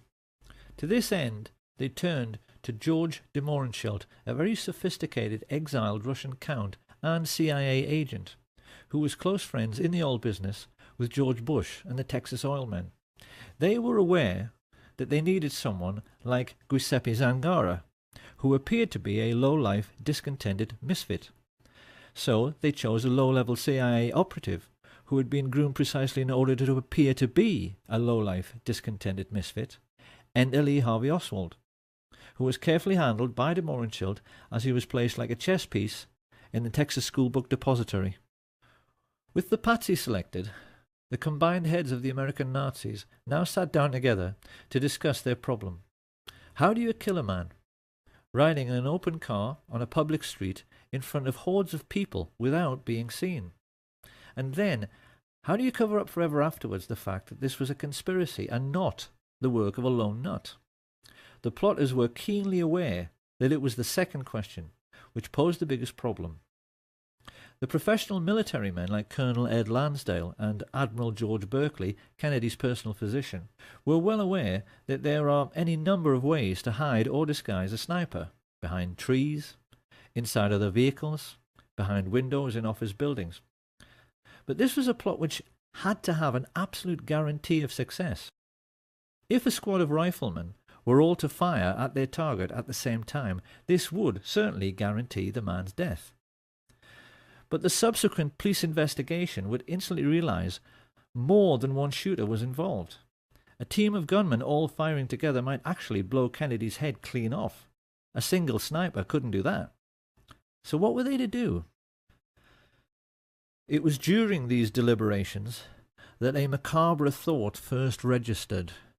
They would have to control the body after the shooting in order to make sure that all physical evidence available to police forensic scientists conformed to the scenario of a single assassin. And just how in the hell were they going to do that? By way of preparing the ground, Sam Giancana now ordered Richard Nixon's political associate Jack Ruby to keep Oswald snug under his wing and then to set about hiring the best local riflemen, preferred candidates being men like his close friend Charles Boyd Harrelson, the father of Hollywood actor Woody Harrelson, who had proven his hitman credentials by shooting dead dozens of men for money. He then turned to his mafia associates Carlos Marcello and Santos Trafficante to supply the best gunmen from their cities, while he himself instructed the well-known underboss Tony Accardo to give the Chicago end of the contract to Giancana's favourite and most trusted hoodlums, Charles Nicoletti and Milwaukee Phil Aldericio. This pair had to be flown in 1,500 miles to the ranch of mafia hood Peter LeCarvelet, and then driven the remaining 600 miles to Dallas. It had been agreed with Giancana's and Genovese's oil business partners H.L. Hunt and Clint Murchison that every gunman would be paid $50,000 for the hit, and that the oil men would stump up the cash, so there was no way of tracing it back to either the mob or the CIA. For their part, Jack Crichton and George Bush were trying to lay the groundwork at the street level with the mayor Earl Cable, the brother of CIA chief Charles Cable, whom Kennedy had fired. Both the Cable brothers were crucially important in the development of the fine details of the plot, because they agreed to allow Crichton and his associates George Lumpkin, the Dallas police chief, Lieutenant Colonel George Whitmire, and Harry Weatherford to make use of their 488th Military Intelligence Detachment, a privately funded part-time intelligence force which had amongst its ranks many members of the John Birch Society, the Ku Klux Klan, and around half of all the serving police officers in Dallas. The plotters realized this was a masterstroke, because it meant they could control the streets and the crime scene, but they also realized that when the shooting occurred, the response of at least half the police on duty would appear to be completely genuine. And yet for all this intricate planning, involving, as Sam Giancana later admitted, dozens of men, the American Nazis were aware they still had a problem. Getting the snipers into position and coordinating their fire by radio was not too difficult. It's something the military do every day. But this problem of blowing the man's head clean off had another side to it. Supposing, as can happen, all the snipers missed. How could they possibly legislate for this contingency? You see, being a professional sniper is a lot like being a professional golfer. Everyone knows that, generally speaking, a golf pro on a par 3 will hit the green. But even the world's best occasionally miss by a wide margin, and the same can happen to any rifleman. We can be quite certain that the guiding brains of the American Nazis, Allen Dulles and David Atlee Phillips, in order to cover this eventuality, must have at least considered having one assassin run up to the limousine to attempt a point-blank range mafia-style shooting should the others miss. But then another problem appeared. Supposing their assassin couldn't run quick enough to jump on a speeding car. Little by little, the realization hit home. The plot could even wind up looking silly and themselves ridiculous. There was only one answer. They would have to control the president's protection, the Secret Service. Marita Lorenz testified under oath that in late November of 1963 she drove from Miami to Dallas, Texas with Frank Sturgis, followed by a backup car which contained a stash of weapons. Travelling along with them were Jerry Patrick Hemming, an American mercenary like Sturgis. Were you ever offered money to assassinate President Kennedy? Directly, on numerous occasions. Two Cuban brothers, Ignacio and Guillermo Novo Sampol, a Cuban pilot called Pedro Diaz-Lanz, and his friend Orlando Bosch. At first Marita assumed this was to be just another arms smuggling engagement, just like many others she'd been on with Sturgis before. However, when they reached their Dallas motel, they were visited by someone Marita had met many times before, CIA agent E. Howard Hunt, who stayed almost an hour and paid Sturgis with cash stuffed in a very large envelope. This was the evening of November 21st, 1963, and Marita began to get worried. She knew that President Kennedy was visiting Dallas the next day. Becoming concerned, she pressed Sturgis as to the real purpose of the visit, and when he told her that for this one time it had to be confidential, she decided she wanted out. Marita had no way of knowing that a great number of other people had made similar journeys that day. CIA pilot Tosh Plumley flew several assassins into Dallas Love Field without even being told who they were.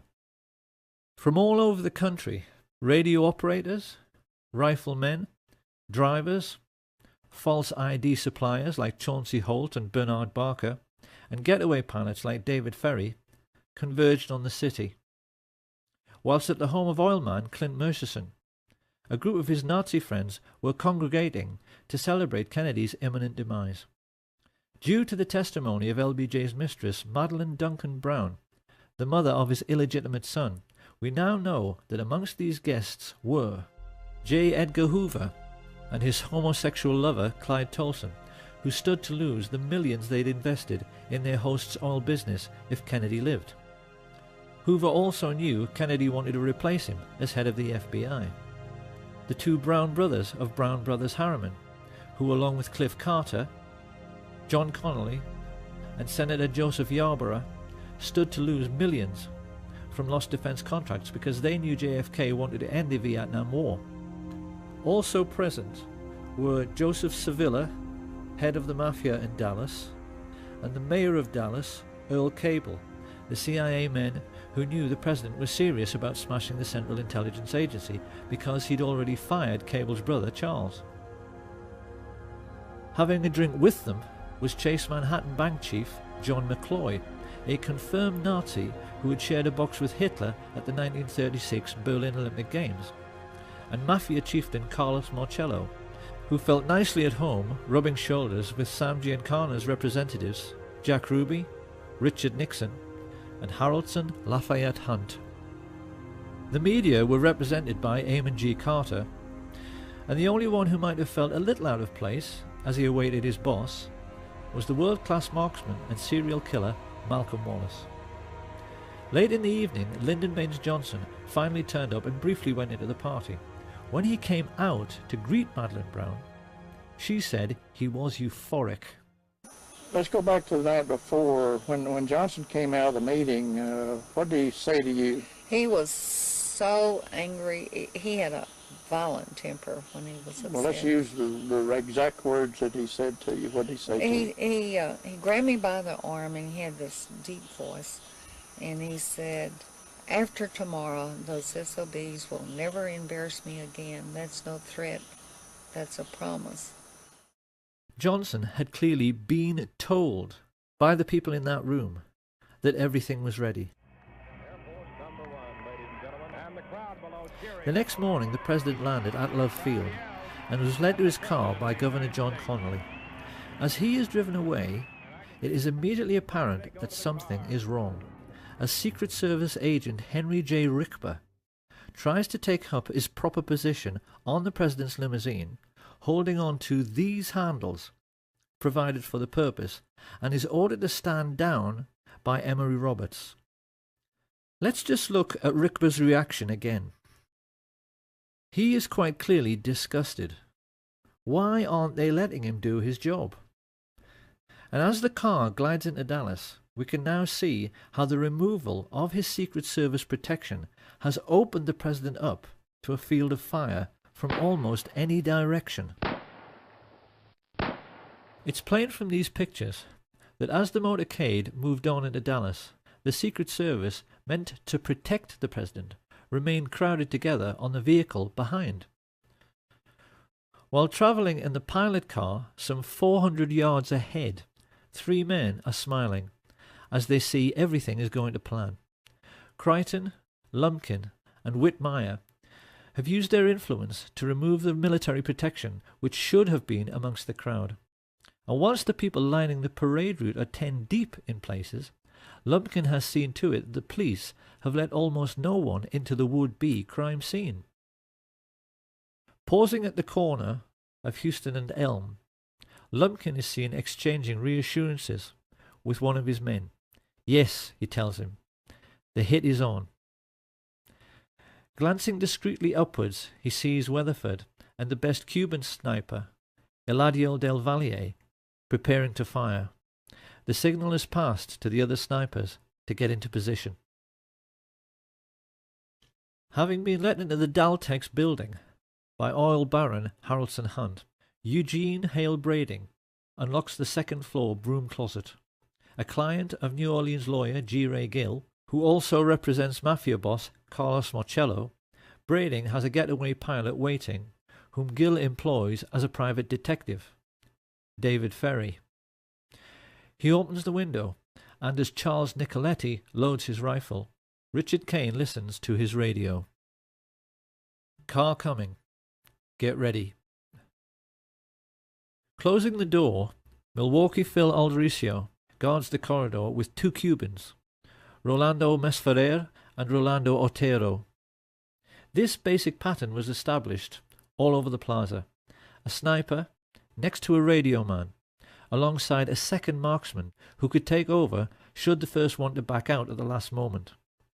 Each team was then guarded by more assassins, mainly Cubans, who made sure no one interfered with each group.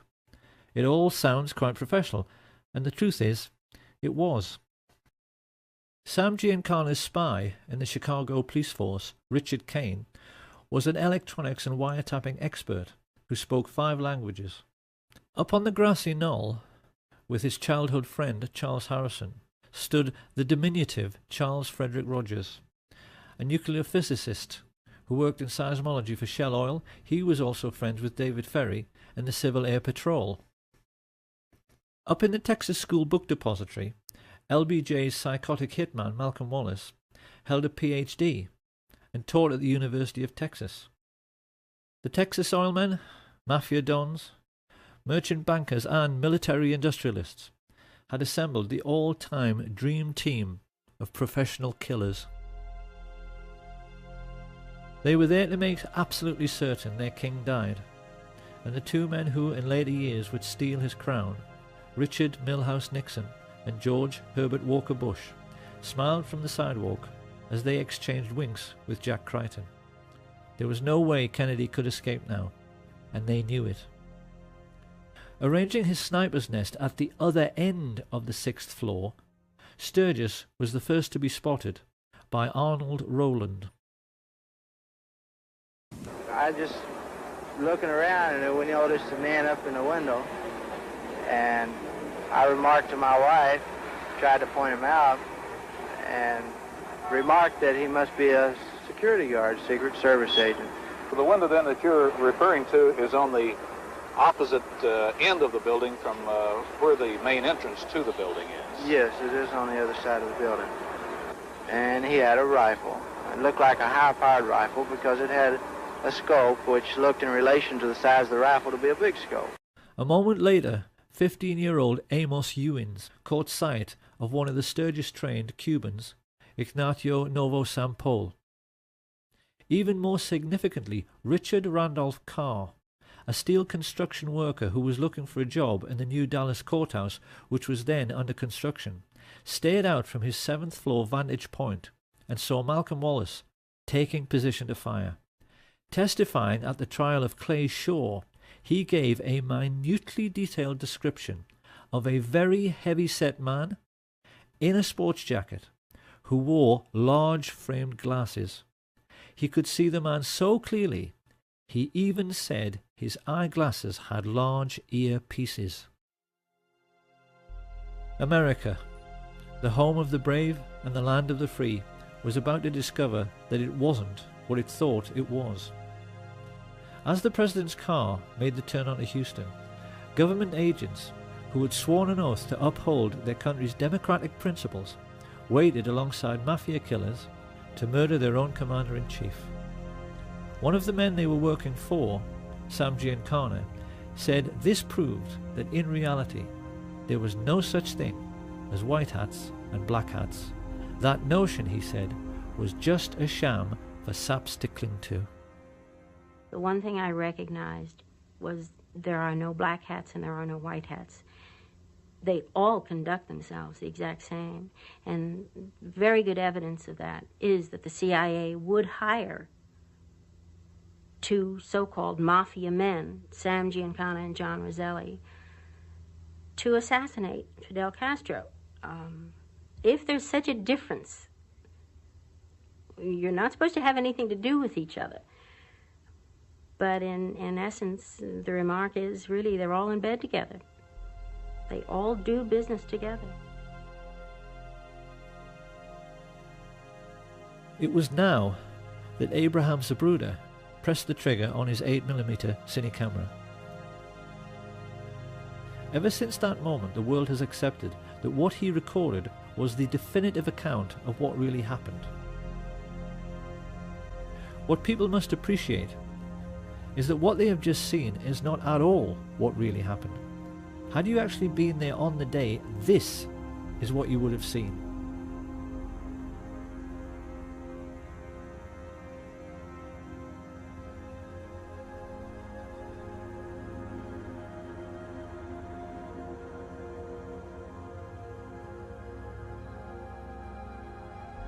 And doesn't that look a great deal more suspicious?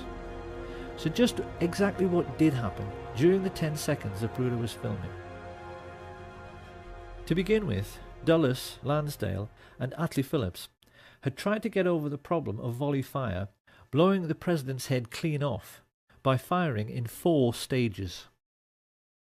Stage 1 was meant to be a single shot by Charles Nicoletti into the back of Kennedy's head from the Daltex building some 40 yards behind. Had he succeeded, the plotters would have had the single assassin with 1 bullet story they wanted. But in his excitement, the mafia assassin squeezed the trigger too soon. His bullet ricocheted off the hard chrome sill of the limo's back seat and struck the curb beneath the overpass, sending up a sharp piece of concrete which scratched James Tague's face. Watch again. We clearly see how this little girl stops running and her gaze looks directly at where the shot originated and not up at the 6th floor of the depository. It was now that Umbrella Man took over. Standing right at the curbside, it was his job, should the first shot miss, to give a clear visual signal. Target is not injured. The intelligence chiefs knew that if this situation occurred, Kennedy would now be moving rapidly away from the first sniper. They knew the only way to make sure of getting him was to fusillade the car. So a moment later, 2 rifles tried to fire from directly in front at exactly the same time, to deceive witnesses into thinking there was only 1 shot. You said you'd killed President Kennedy. At the same time I said I had killed the judge, I said I had killed Kennedy. Well, do you believe Lee Harvey Oswald killed President Kennedy? We'll get back to that. Alone, without any aid from a rogue agency of the U.S. government, or at least a portion of that agency. I believe you're very naive if you do. Harrelson's bullet hit JFK in the throat, and another gunman, hiding in a culvert 50 yards away, up in the embankment of the overpass, made the hole in the windscreen, which was later seen by Dr. Evalier Glanges. The presidential limousine was there. Had been standing there for some time just watching the back of the emergency room. Talked to my friend next to me and said, look, there's a bullet hole in the windshield, and pointed it out to them. But it was very clear. It was a through and through bullet hole through the windshield of the car from the front to the back. As Kennedy emerges from behind the road sign, his distress is clear, while Governor Connolly remains composed. This single frame of the Zapruder film makes nonsense of the single bullet theory, because it's quite clear both men have not been struck at the same time. Kennedy has now passed through 2 layers of fire and has not been hit in the head. To cover this eventuality, the assassins were given a simple instruction: fusillade the car with everything. So that in the next few moments, the 5 remaining riflemen fired, causing the Secret Service agent riding in the front passenger seat, Roy Kellerman, to report a feeling like a jet sonic boom as the hail of bullets whistled into the car. It is now more than 3 seconds after Kennedy is hit in the throat that Frank Sturgis misses his target altogether and blows out 5 inches of Governor Connolly's ribs, compressing his lungs and puffing his cheeks. with a bullet which quite clearly struck at far too steep an angle to come from the other end of the depository. In almost the same instant, Eladio del Valle hit the governor in the wrist, Weatherford fired into his thigh, and Nicoletti's second shot hit the chrome frame of the window. A moment later, the best marksman, Malcolm Wallace, shot Kennedy in his upper back, the bullet strike witnessed and recorded by all the Secret Service men in the following car. Jackie Kennedy starts looking concerned, and yet even now there are no obvious signs that her husband, held upright by his back brace, has been shot twice. The assassins have so far failed to hit him in the head, and it is now that they play the ace up their sleeve. Here we can finally answer the riddle of where on an empty street you can hide a man with a rifle, and how he can manage to shoot a man speeding past him in a limousine. The answer is that he can't, and that is why the driver, William Greer, looked around twice to see whether Kennedy had been hit in the head, and when he saw he hadn't, as dozens of witnesses, including police officers, confirmed, he stopped the car completely. His orders was to slow down where the rest of the guys... This is Greer, the driver of the presidential limousine. Yeah, presidential limousine. Slow down almost to a stop. It is now that most people have been led to believe that Kennedy was shot in the head by Charles Boyd Harrelson, the sniper standing on the grassy knoll. This is not true. Because if we look at the angle of elevation of a shot from that area, it's obvious that a shot originating from above and right would have pushed Kennedy's head down and left, whereas it's quite clear that his head is knocked upwards and to the left by the impact. So where did that bullet come from? Incredibly, the answer has lain hidden in the most well-known and iconic image from the assassination of the motorcycle policeman heaving his bike onto its stand. Look now as we freeze frame him here. This is the moment when the whole world was looking up the hill toward the man who had fired from the grassy knoll, but that is not where the police officer is looking.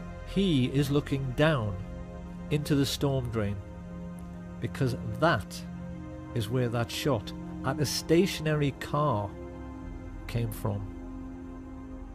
The shot which all of the well-known assassination witnesses described as coming from behind the picket fence missed completely and ripped up the grass at Jean Hill's feet. She did not even notice, but we know this is true because the FBI told her so. So who were the men who fired unseen from the storm drains on Elm Street?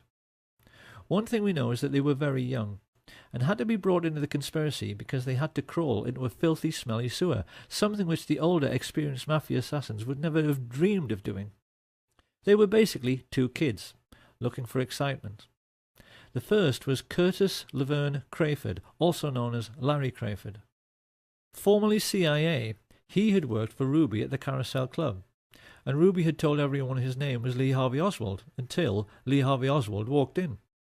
But while above ground, the world was taking pictures and running and screaming and trying to figure out what had happened, the other young man was stumbling along 400 yards of a reeking, fetid Dallas sewer pipe to emerge from this culvert.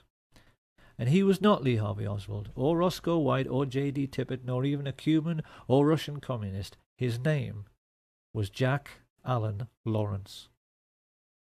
And we know that after stumbling up this bank, he turned up 15 minutes later at the Lincoln Mercury car showroom, where he'd obtained a job with false references, pale, sweating, and, on a hot sunny day in Dallas, covered in mud. Telling his co-workers, Albert Bogard and Robert Tater, he had been ill that morning, he stumbled into the men's room and threw up, while they, feeling his behaviour was suspicious, called the police, who made a record of the entire incident. Back at the plaza, the guilt of the radio men coordinating the gunfire can be seen from their behaviour. These two, Orlando Bosch and the Umbrella Man, have a seat while everyone else runs around them. Bosch makes a report that the hit was successful, then casually walks away, just like the chief radio coordinator, Jim Hicks, with the radios clearly visible in their back pockets. A few yards away, the CIA's clean-up squad have begun working to remove all evidence useful to a forensic team.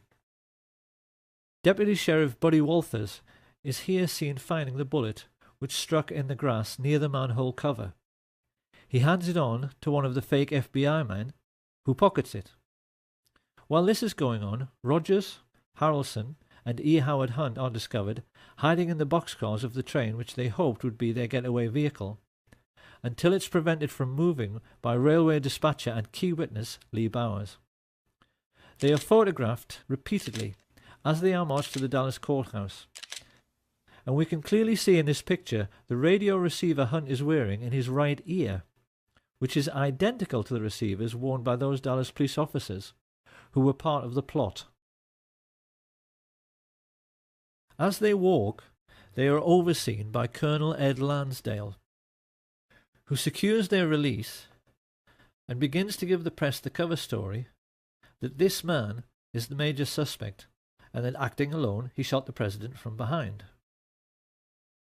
The truth, as we now know, is that 8 separate snipers, firing 16 shots in 4 separate stages, had tried to make certain of killing the president by hitting him in the head and had failed abysmally. The shooting on the day had been nothing to write home about. A third of all the shots had missed the car completely.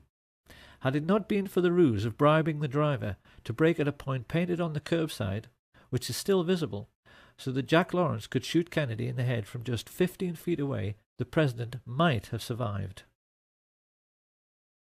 So now we must address the question, why does the Zapruder film not show this very obvious setup of the limousine stopping for the headshot? The answer, of course, is that it has been tampered with. In the 1960s, Hollywood special effects teams had developed techniques for masking off segments of film frames to disguise the true movement of figures within the picture. In the Zapruder film, frames have been removed in order to fake a continuous flowing motion, so that we don't see the very obvious setup which dozens of witnesses reported. If you look now at the top of the frame, the doctoring of the film becomes perfectly obvious in the way in which the figures are blurred and yet the shadows are sharp, which is impossible. This CIA tampering with the evidence becomes even clearer when the Zapruder film is run next to the Orville Nix film taken from the other side. It's easy to see from the way the motorcycles suddenly close on the limousine that it stops completely. And we can see that frames have also been removed from the Nix film by the way in which Agent Clint Hill appears to move sideways while running forwards before leaping on the car. As the mad dash to Parkland Hospital begins, the chief coordinator in the assassination plot, George Herbert Walker Bush, casually relaxes with hands in his pockets at the entrance of the school book depository. Now this is going to be one of those all too familiar Kennedy assassination moments in which people will say, well, yes, it could be him, but how can we be sure? Because we've seen this kind of thing before with Badgeman.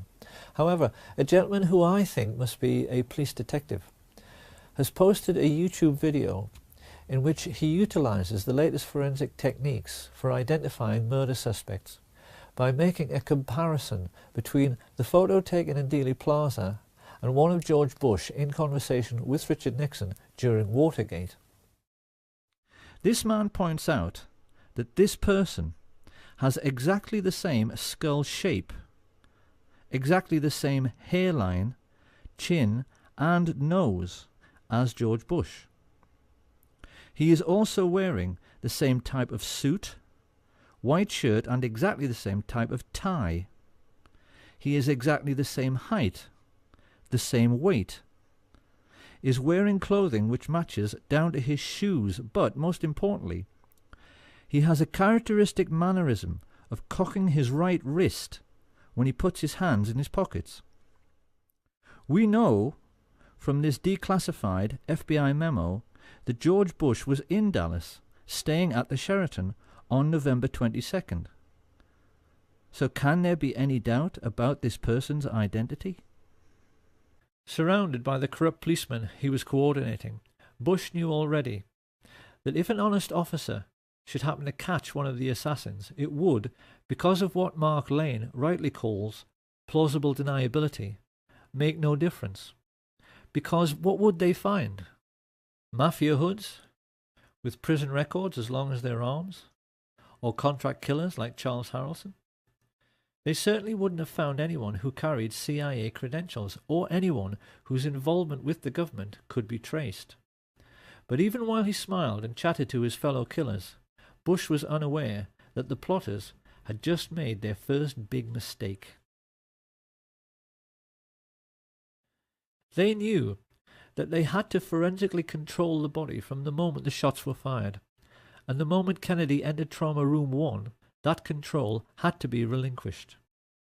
Although they had CIA agents placed in the emergency unit, these people were not aware of the throat wound, which could hardly be seen because it was so tiny. It was at this moment that all the Dallas doctors and nurses like Aubrey Bell made a mental note of this very obvious sign of a frontal entry shot.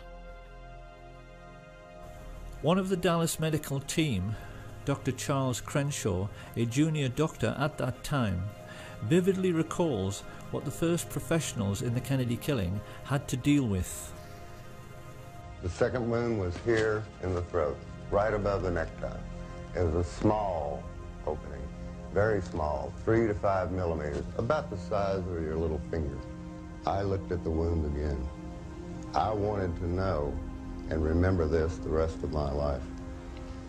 And the rest of my life, I will always know he was shot from the front. And also described the portion missing from the rear of Kennedy's head after the impact of the frangible bullet, which hit him in the right temple. The bullet struck about where and passed about where? From here through. And taking out the back or the occipital part, the back of your head. This was gone. It's approximately 1 o'clock Central Standard Time today here in Dallas. He died of a gunshot wound. This information soon made its way to the media. And this is why, at the very first press conference, Press Secretary Malcolm Kilduff correctly described the cause of death and direction of the shot. In order to find a means with which to contradict this evidence, the cover-up now began in earnest, with the summoning from the Restland Funeral Home of a CIA agent who was known for being the best in the business at reconstructive surgery on cadavers, John Melvin Liggett. This man was actually attending a funeral when he was told of the president's assassination and asked to go to Parkland by the coroner. What he didn't know as he drove away was that one of his clients in this macabre and gruesome story was at that moment still alive. When he was arrested years later by New York police detective Jim Rothstein, Frank Sturgis, on discovering that Rothstein was a Bay of Pigs veteran like himself, got into an old army buddy's conversation with him and said first of all that after the assassination he returned to the Miami safe house where he ridiculed Marita Lorenz for missing history. It was all perfectly safe, he told her. No cops, no newspaper investigation, everything was covered. I asked Sturgis, Jesus Christ, Frank, did you shoot the president? Did you have something to do with that? He said, who gives a shit? Yeah, who's going to prove it? He said, we kill a lot of people. What the hell's the difference? Sturgis then went on to say that Dallas police officer J.D. Tibbett was actually gunned down by the radio talk show host G. Gordon Liddy, who was at that time a CIA agent working with E. Howard Hunt. And here we must address a question which puzzled assassination researchers for years. Why did a Dallas policeman have to die within a few minutes of President Kennedy? What possible function could he have played in the overall plot as a corpse? One would think the authorities could have caught the fleeing patsy without any need to incriminate him any further. So why did the life of J.D. Tibbett also have to end on the 22nd of November 1963? Where did he fit in? In only the last few years, a wonderful investigator called Robert D. Morningstar discovered one tiny little fact about Jefferson Davis Tippit, which became the most important single piece in the completion of this puzzle. Because Officer Tippit had a nickname. When he was at work, his fellow officers always used to call him JFK, because at 39 years of age he looked exactly like him. In the only well-known picture of Tippit, his Elvis haircut makes him appear very youthful, but having turned grey and having nearly turned 40, most people felt his resemblance to Kennedy was uncanny. What Tippit never knew, as he drove past assassination witnesses Jack Tatum, Domingo Benavides and Aquila Clemens, was that he had been selected to play the role of the president in death. Researchers have always believed it couldn't be a coincidence that Tippit was shot in the right temple, just like JFK some 45 minutes earlier. They wondered why bullets had been removed from his body in the ambulance, and why, when he was pronounced dead on arrival at the Methodist Hospital, it was felt necessary to move his body to Parkland. With their concentration firmly fixed on the casket of the deceased president, the newsmen completely ignored the ambulance which spirited away the body of J.D. Tippit, so that it could be loaded onto Air Force 2, where John Melvin Liggett was waiting. When Kennedy's casket arrived at Love Field a few minutes later, Clint Hill, the agent who jumped on the car, recalled that all the people aboard Air Force 1 were told they had to go forward to witness the swearing-in of Lyndon Baines Johnson. This, of course, was just a ruse, to get Jackie Kennedy to leave her husband's body, and the moment she was out of the way, his cadaver was stolen and placed aboard Air Force 2 next to the cadaver of J.D. Tippit. Many people have seen this famous picture, in which LBJ is smiling at Congressman Albert Thomas, a moment after becoming president, and he is winking back. We haven't known until now just how huge and terrible a secret he was sharing with Johnson, because at that moment on the plane right alongside, the most highly qualified specialist in reconstructive surgery and embalming in the country, John Melvin Liggett, was starting to make a facsimile of the dead president, using the body of J.D. Tippit in order to obscure the true extent of the damage to Kennedy's head and make it seem consistent with a shot from behind. But Liggett realized immediately this was well nigh impossible, because having been told over the radio about the head shot, Liddy took it upon himself to try and ape this damage by firing into Tippit's torso and then, when he was down, firing into his right temple, instead of into the back of the head as he'd been instructed. This was a second huge mistake. The human brain has a consistency like play school plasticine. Fire a bullet through it, and it is very easy for a skilled pathologist to track the bullet's path at autopsy. What Liggett wanted to show to any investigators was a brain that looked like this. What he had was one brain which looked like this, and another which looked like this. A large portion of Kennedy's brain had been ripped out by the impact of the explosive or frangible bullet, and what remained was filled with tiny shards of lead, some of them microscopic, which might take all night to locate. Liggett was terrified. The plotters had asked him to play Dr. Frankenstein at 30,000 feet. Yet with all his embalming experience, he instantly realized a botched job was the best he could possibly deliver. In his panic, he sawed off Tippit's skull and simply ripped out the entire brain to at least make sure no one could track the bullet which, after Liddy's error, had so obviously come from the wrong direction. He then compounded Liddy's error by making a large hole in the rear of the head to ape the damage to Kennedy's head. With this done, he rebuilt the skull, hurriedly sewed the scalp back together, and then set about the gruesome task of trying to make the cadaver of J.D. Tippit more closely resemble the cadaver of John F. Kennedy. By shaving eyebrows, bringing forward Tippit's slightly more receding hairline, filling in missing segments of both heads with plaster of Paris, and rebuilding portions of the flesh with wax. Liggett performed this ghoulish service while the aircraft he was on, Air Force 2, went through the usual procedure of leapfrogging Air Force 1 to arrive at Andrews Air Force Base slightly earlier. He wasn't given long enough, and in the rush to get finished, the plotters now made their third and most stupid mistake. Instead of placing Tippett's body in a casket identical to the one aboard Air Force 1, they placed him in a Spartan grey metal coffin inside a body bag. As the TV media showed these distressing pictures to a world reeling in shock, it's hardly surprising that no one ever dreamed this casket could be empty, but it was. As it was driven away, out of sight of the media, the two bodies were taken from Air Force 2 and loaded onto a helicopter. It was at this point that the two honest men, FBI agents Francis X. O'Neill and his partner William Siebert, became crucial figures in the story. They explained to researcher David Lifton that they made the journey to the Naval Hospital at Bethesda in the car behind the hearse which carried Jackie and Bobby, and most notably Admiral George Berkeley, who made sure he stayed with the empty coffin by sitting on another man's lap.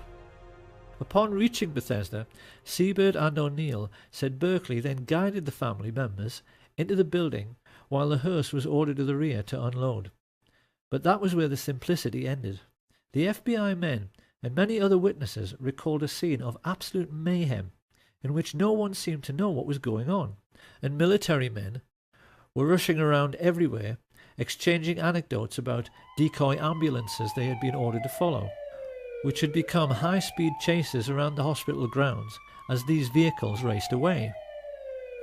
It seems this confusion was created with the intention of misleading both the press and the large respectful crowd which had gathered on the lawn. People were asking each other which ambulance contained the president's body. Then a rumour started that it was coming by helicopter, but which one? Everyone watching that night recalls the air was filled with them, and the FBI men also told Lifton that in the midst of all this mayhem, they helped to carry the casket inside. This was flatly denied by the team of Navy men who said they did it alone. It is therefore perfectly clear that two bodies were brought to the morgue separately whilst confusion reigned. And it was now that the plotters themselves became confused by the mayhem they had created, because they left J.D. Tippett's cadaver in the wrong casket. It should have been switched and gone into the autopsy room in the large expensive casket used in Dallas. I helped put President Kennedy's body in a bronze ceremonial casket on November 22nd, 1963 at Parkland Memorial Hospital. Instead, mortuary technician Paul O'Connor received a coffin so dull and nondescript no one could believe it had been utilized to transport the body of a president. It was a very plain casket, and when I say plain, I mean it was pinkish gray. It had pink and gray on the sides. There was nothing fancy about it as far as being bronze. It wasn't bronze. The autopsy then became a farce the moment it began. While Siebert and O'Neill made their now famous and entirely correct observation that the body seemed to have undergone surgery prior to autopsy mainly in the head area, Commander Humes himself testified that the moment he touched the head, pieces of the skull fell down onto the autopsy table.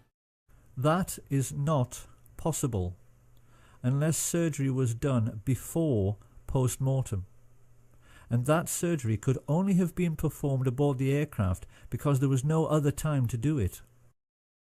Humes then found that he had to try to work with Admirals Berkeley, Galloway and Kenny actually touching his elbows, and became increasingly confused and embarrassed himself at his utter failure to find any trace of the bullets which killed the president. Of course, this was hardly surprising, considering the president lay dead in an adjoining room, and that Liggett had removed all the bullets from J.D. Tippett.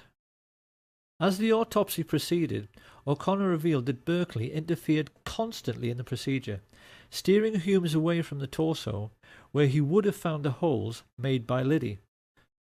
and while everyone in the room remained aghast and disturbed by the huge hole in the back of the head and absence of any brain matter, two porters O'Connor had never seen before came in pushing a trolley, which had a sheet on it which hid a small lump. They had told people in the corridor it was a dead newborn baby, but it turned out to be a complete brain, which could only have come from a third cadaver. This was weighed and pickled in formaldehyde before anyone even had a chance to inquire when it had been removed. The most farcical moment of all came when Humes faced Arlen Specter in front of the Warren Commission and found the leading counsel pressing him to say that the wound he found in the back of the head was an entry wound. His incredible answer was that the bullet could only have entered and exited from the rear. Humes actually told the world that the bullet had done a U-turn inside the president's skull. Now that we know the truth, it may seem remarkable that David Lifton got so close, and yet never quite realized that what he had been investigating for 15 years was a body switch. But can we really be surprised? Like so many other decent men, Lifton was simply unable to imagine that anyone could ever think up such a grotesque and degenerate conspiracy. He simply never realized that what he was dealing with was nothing less than the devil himself. And for those who find all this impossible to accept, one of the devils who murdered JFK, Frank Sturgis, was perfectly candid about how routine body switches had become in the CIA by 1963. There was a switch. Body switch. A body switch, yes. The truth about the autopsy is that the devils who killed Kennedy messed up very badly. They had wanted to show the world actual photographs of a single bullet wound from behind. As it was, they had to resort to a lot of badly faked photographs, which critics like Robert Groden easily discredited, and silly drawings, which everyone realized did not line up anywhere near the schoolbook depository. With the autopsy over, Mrs. Kennedy and the president's brother were shown the body prepared for burial. Not surprisingly, they were wholly unconvinced by Liggett's attempts to make a Dallas police officer look like the President of the United States.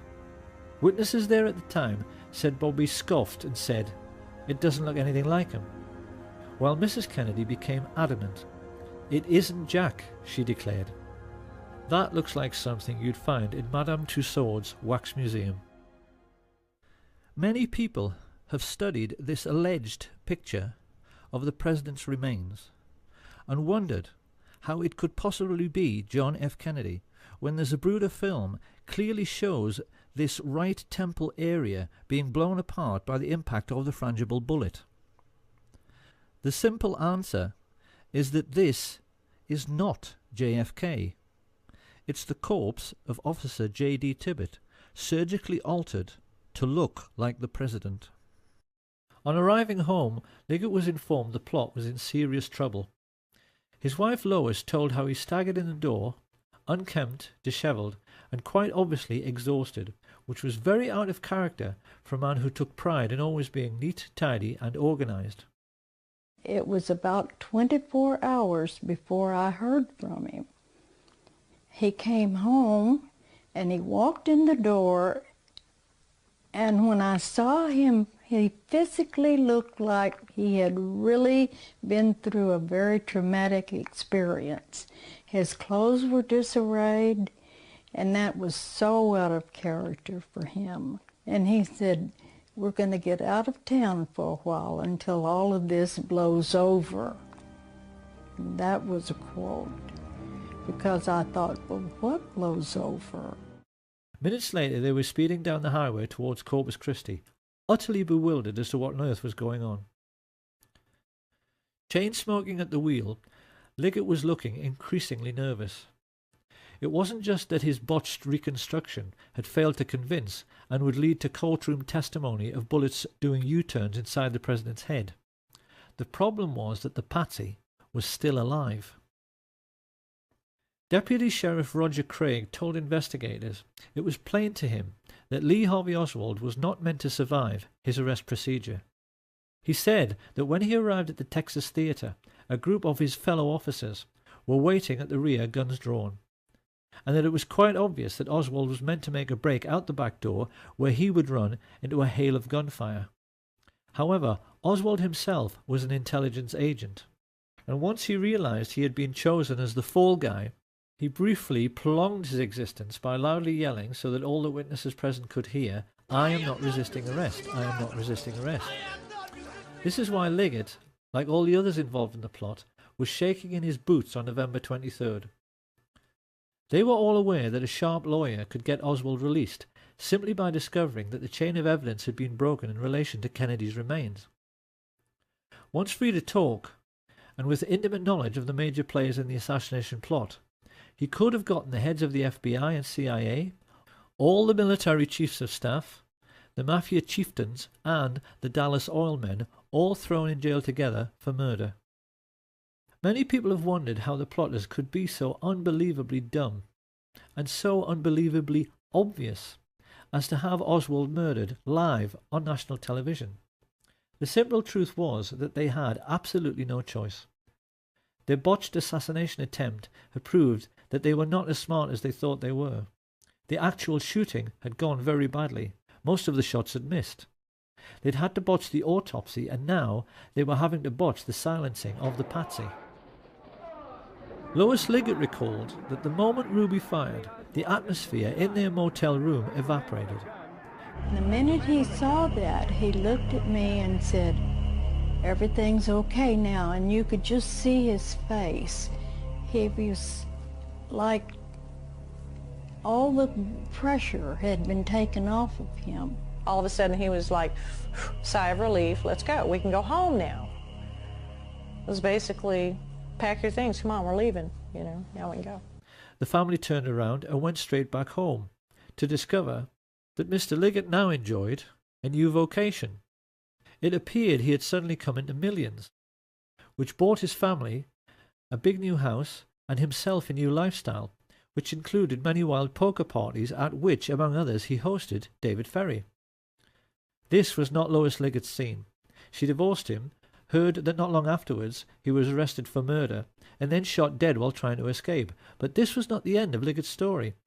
His new wife told Lois that the man she buried could not have been John Melvin Liggett, because the corpse she was shown had a moustache and he couldn't grow one. Then many years later, Lois Liggett actually saw her deceased ex-husband in a casino while on a trip to Las Vegas. Quite clearly this man had been the beneficiary of yet another CIA body switch, and to this day doubts remain as to the true fate of Jack Ruby, Lee Oswald, John Liggett, and the President himself. Many researchers now believe the plotters may have kept Kennedy's remains as a souvenir and buried J.D. Tibbett in Arlington Cemetery.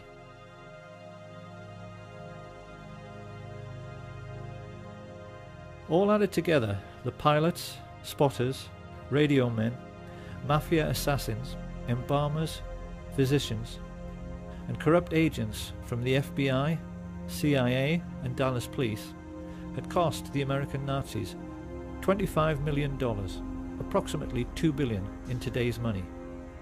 But they could afford it. In the years that followed, they cynically kept the war in Vietnam going by putting in just enough troops so that the line never moved forward or back. And while the American fat cats grew fatter on military-industrial contracts, their mafia friends used the CIA's complete immunity to smuggle trillions of dollars worth of cocaine and heroin around the world.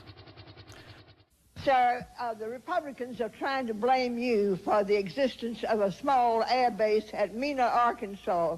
This base was set up by George Bush and Oliver North and the CIA to help the Iran-Contras, and they brought in plane load after plane load of cocaine there for sale in the United States, and then they took the money and bought weapons and took them back to the Contras, all of which was illegal, as you know, under the Bolin Act.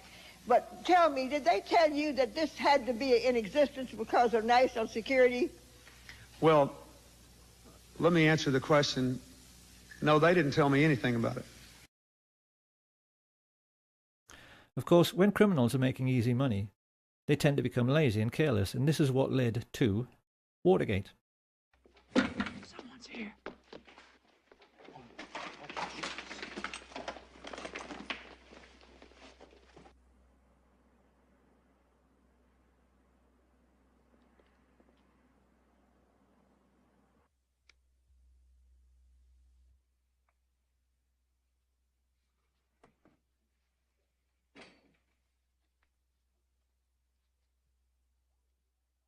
you must hold. Police! Put your hands up!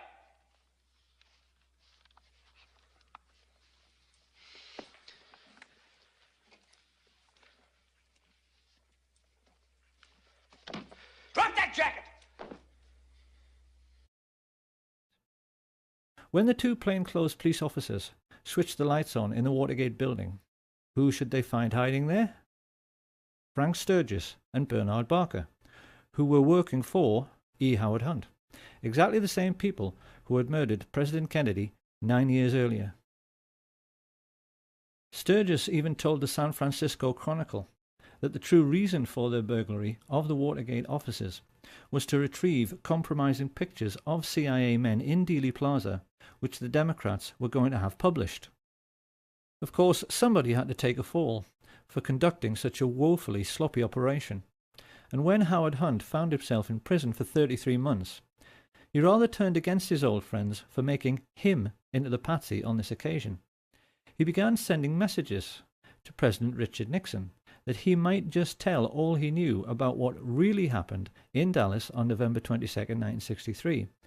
And one of Nixon's presidential aides, Dean Birch, recalls that when he heard about this, George Bush broke out all over in assholes and shit himself to death. It was this situation which led directly to what journalists now refer to as the Watergate murder, the crash of Flight 553. On December the 8th, 1972, Dorothy Wetzel Hunt, the wife of E. Howard Hunt, boarded a flight from Washington to Chicago. A CIA agent like her husband, she carried $250,000 in her bag, which was to buy the silence of his Watergate co-conspirators.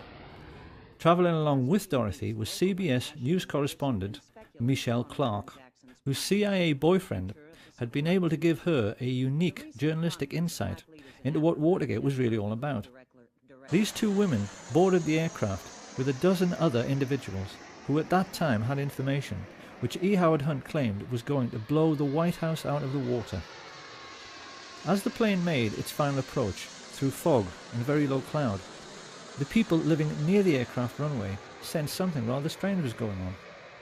The normally quiet suburban street suddenly filled up with cars, and a moment later, having been told to power down too early, Flight 553 emerged from the mist and clipped the branches of some trees before crashing on top of several bungalows on West 70th Street. The watching neighbours were then staggered to see FBI agents immediately leap out of their cars and start rooting around in the debris, a full 10 minutes before the fire brigade even arrived on the scene. 44 people, including Dorothy Hunt and Michelle Clark, were killed in the crash.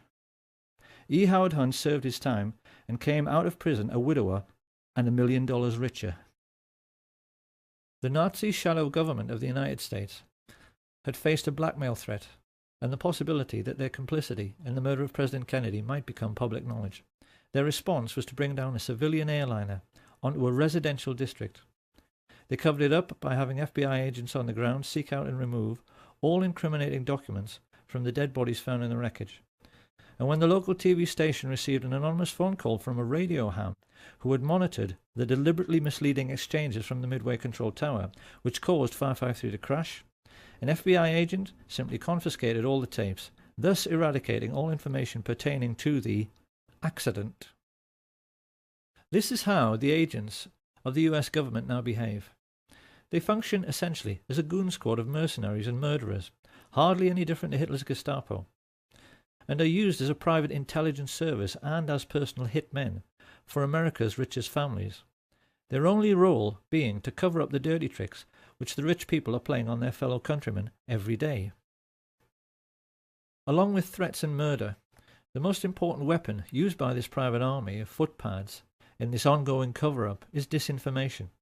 And it's here that we can now address a question which will probably be bothering the huge numbers of people who have taken an interest in the Kennedy assassination and in the many documentaries produced by assassination researchers over the years.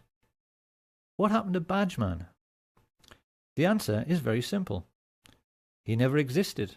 He was simply a phantom, created by the CIA's disinformation machine to lay down a trail which led nowhere. So now another question appears. If this is so, Why have so many people spent a quarter of a century trying to discover his identity?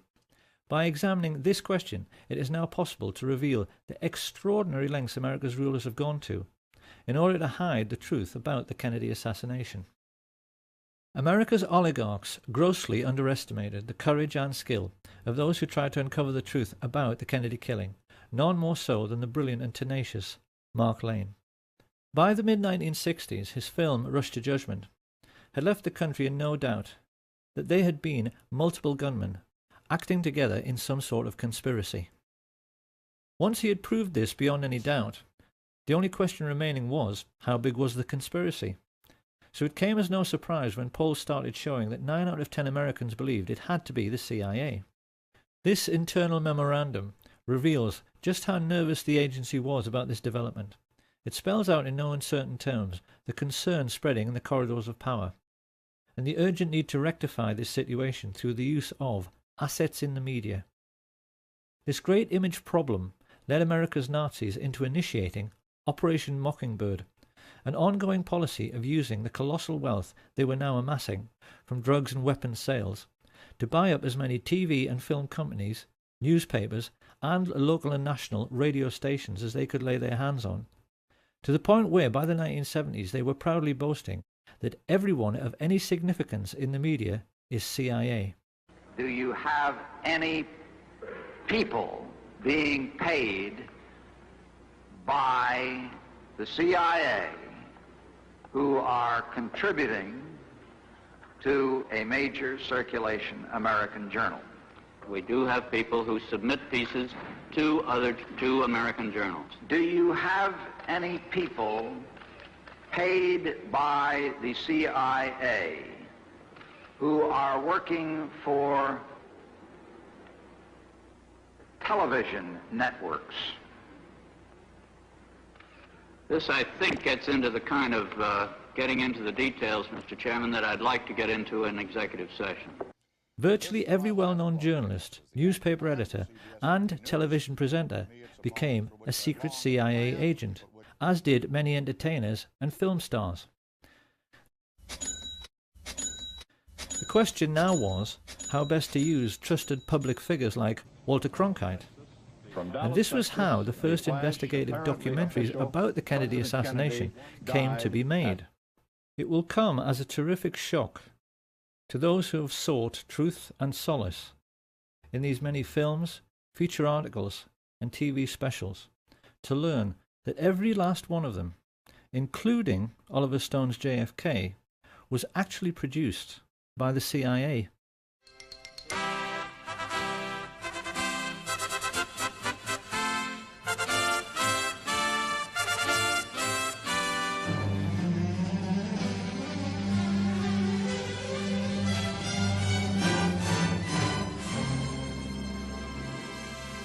A classic early example of this kind of disinformation was the Nova film, which featured two scientists, Brian Holstrom and Steve Isabel, who found Badgeman in a tiny fragment of the famous Mary Moorman Polaroid through photographic enhancement.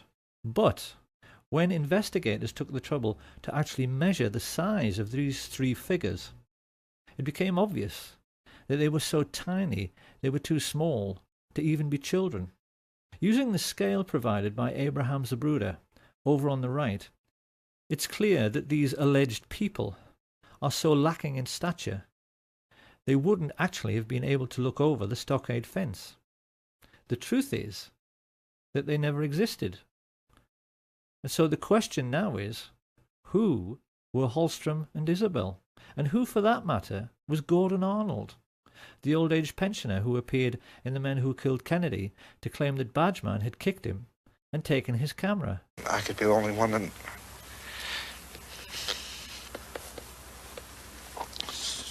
saw the man. The answer is that they were all professional actors, because this is how the devil operates. Devils mix lies with truth in order to make the lies sound more plausible. And it seems that the idea for using actors in this way might very likely have come from E. Howard Hunt himself. After Hunt's deathbed confession, in which he admitted the involvement of the CIA, his son, St. John Hunt, posted many revealing statements about what kind of character his father was. It's quite well known that E. Howard Hunt wrote spy novels and screenplays.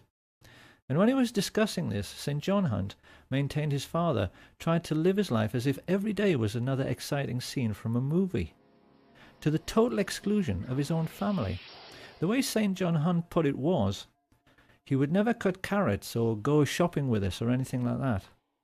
James Bond doesn't have a family. Historians are well aware that the CIA studies everything which is impressive, and it now seems very plain that they were greatly influenced by the brilliance of the Levinson and Link Columbo series, particularly one episode, Murder, Smoke and Shadows, in which the killer, who is a ruthless young movie director, tries to confuse and mislead Columbo through his powers of creating illusion, only to have the tables turned when this is done back to him, because the whole point of that episode is that the audience never know who is and who isn't supposed to be an actor. The Men Who Killed Kennedy series was laid out in the same way.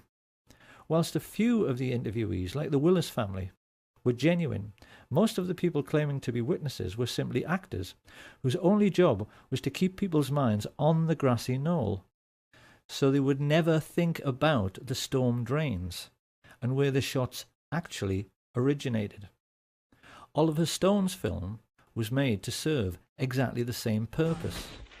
It's also very clear that the CIA spent a lot of time studying the emotional breakdown in interviews with people like the ambulance driver Aubrey Reich. Intelligence agents are fully aware that when an audience sees someone sobbing from grief on screen, they tend to become emotional themselves. This is how sensitive, humane people react.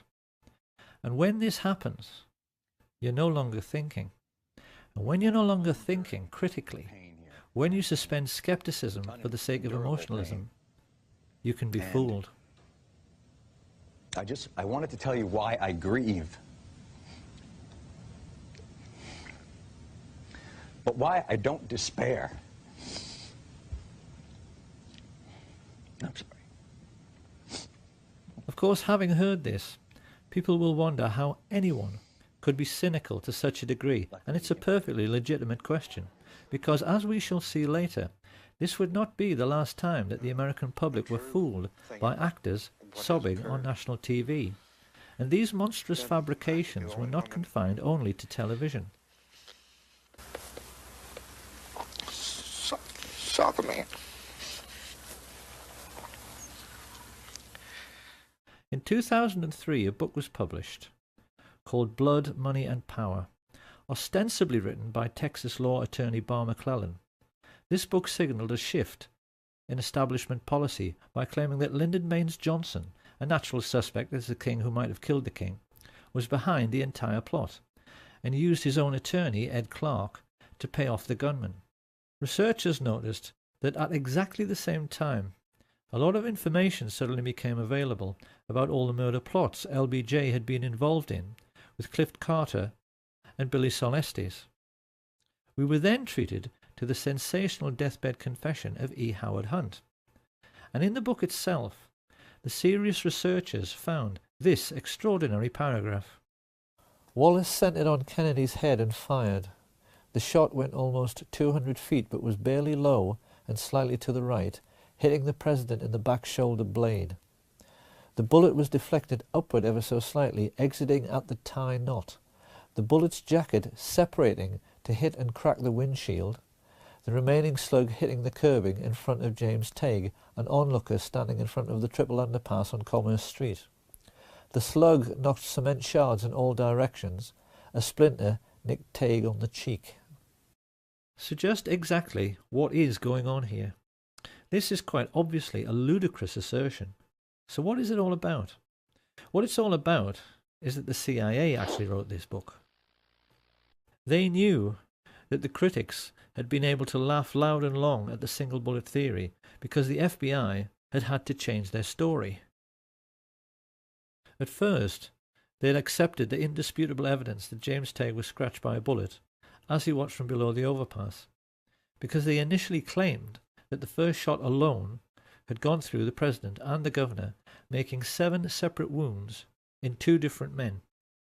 The second shot was the headshot, and presumably the third struck Tague. However, once the Zapruder film and dozens of eyewitnesses made it plain the first shot missed, the FBI had a problem. How could they account for the throat shot, headshot, and Tague shot with just 2 remaining bullets?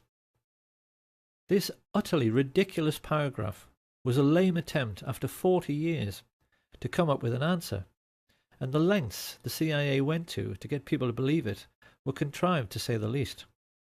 It's first of all the simplest matter to refute this version of events by asking how the CIA could possibly know this is how it happened. The bullets splitting apart in mid-air? Are they saying they had Dealey Plaza rigged with fast-motion cameras, which allowed them to replay the flight of every bullet in slow motion? If so, we'd all love to see those pictures. And even more to this, Barr McClellan's interview became the linchpin in the final episode of The Men Who Killed Kennedy, which was then banned from public broadcasting after a lawsuit was allegedly brought against the History Channel by former Presidents Carter and Ford and their friends Jack Valenti, Bill Moyers, and Lady Bird Johnson. Of course, this was just more disinformation. What the plotters hoped to achieve was that by getting the series banned, but making it available on the internet, the seekers after truth would be duped into thinking it must be true, precisely because it had been banned from mainstream media. It's a double bluff. It is quite possible, after all of this ludicrous skullduggery, that even the CIA themselves couldn't remember what purpose it was all supposed to serve. But the general idea was that the public was supposed to swallow the notion that Lyndon Baines Johnson was the primary culprit in this entire affair, because he's dead and can't speak for himself. It is absolute nonsense to suggest any such thing. Lyndon Baines Johnson was, like Hitler and Richard Nixon, a mere puppet of the oil men and the merchant bankers and military industrialists, something he finally admitted to. I can't honestly say that I've ever been completely relieved of the fact that there might have been international connections. You mean you still feel that there might have been? Well, I have not completely discounted. The notion that he was the criminal mastermind behind the Kennedy assassination is simply another disinformation falsehood dreamed up by the CIA. He was most definitely involved in the plot and offered up his personal hitman, Mac Wallace, to be part of it, but the men who actually masterminded the plot were Allen Dulles and David Atlee Phillips, with George Bush being the most important figure in the actual execution of the plan, and even they, in the end, proved themselves to be just as crude and obvious as anyone else in the way they took care of anyone who might incriminate them.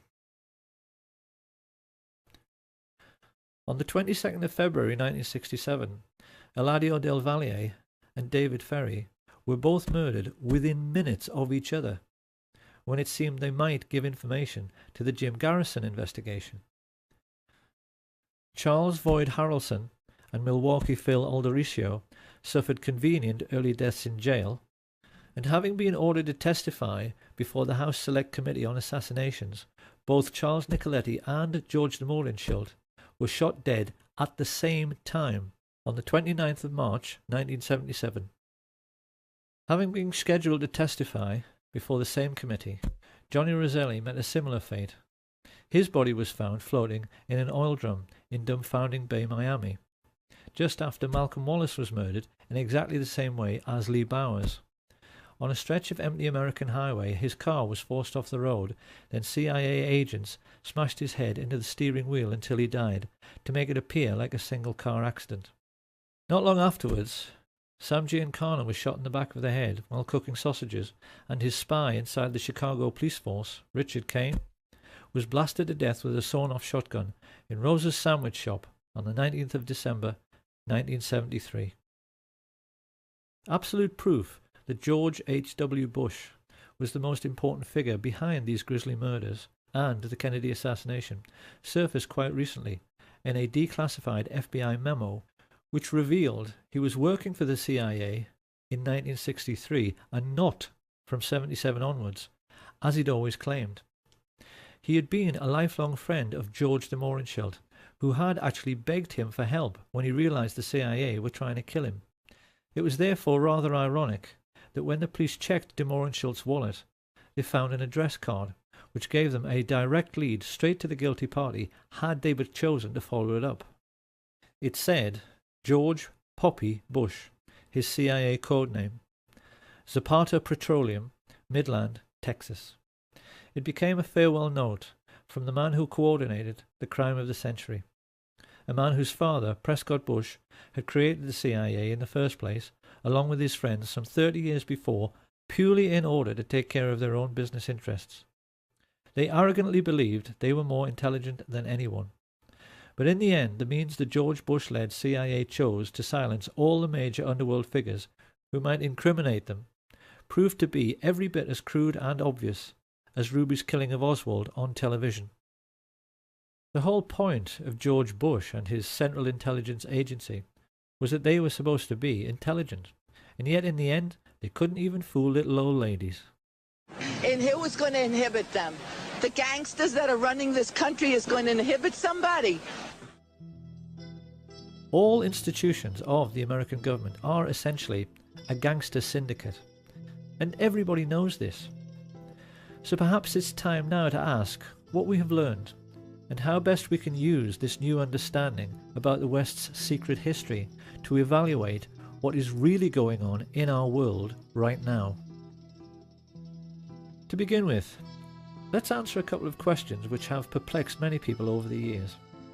A great many researchers and historians have wondered why the Kennedy family themselves almost seem to be aiding and abetting the cover-up by choosing to be so quiet about the assassination itself.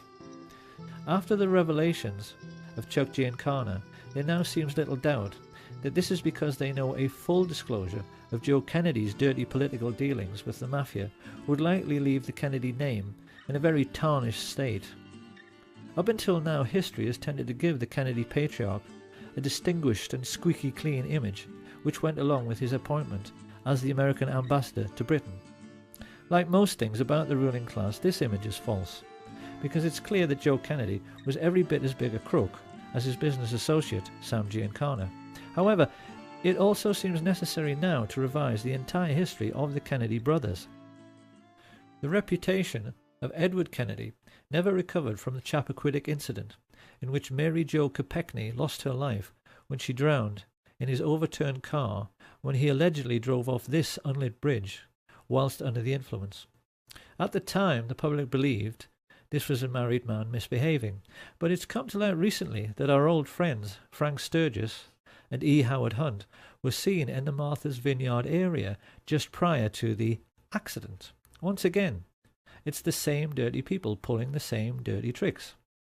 The media's treatment of this affair destroyed any chance Edward Kennedy might have had of becoming president, and we do now have to wonder if this was yet another example of the CIA controlling public opinion. To the same end, it is also now clear why such venerable institutions as the BBC and other prominent European broadcasters have assisted in the cover-up. They always knew the Kennedy assassination was a can of worms, and that if the whole truth in the story were pursued vigorously, it would lead right back to the gates of Auschwitz and the obscene profits which Europe's royalty and heads of state made from their investments in slave labour. This is a brutal truth which the West must now confront, and an equally brutal problem the United States must now face is the question of what has happened to the US military in the intervening years since it murdered its own commander-in-chief. The answer is that America's armed forces are now completely controlled by the American mafia. The mob don't even need hitmen anymore. They use United States Marines as assassins. They are, as Sam Giancana said, one organization who keep a low profile while they control the world as a business. And in an effort to prove this is so, in 1998, Pastor Rick Strawcutter videotaped a quite remarkable interview with Kay Pollard Griggs, formerly the wife of Colonel George Griggs, who for many years was the head of NATO.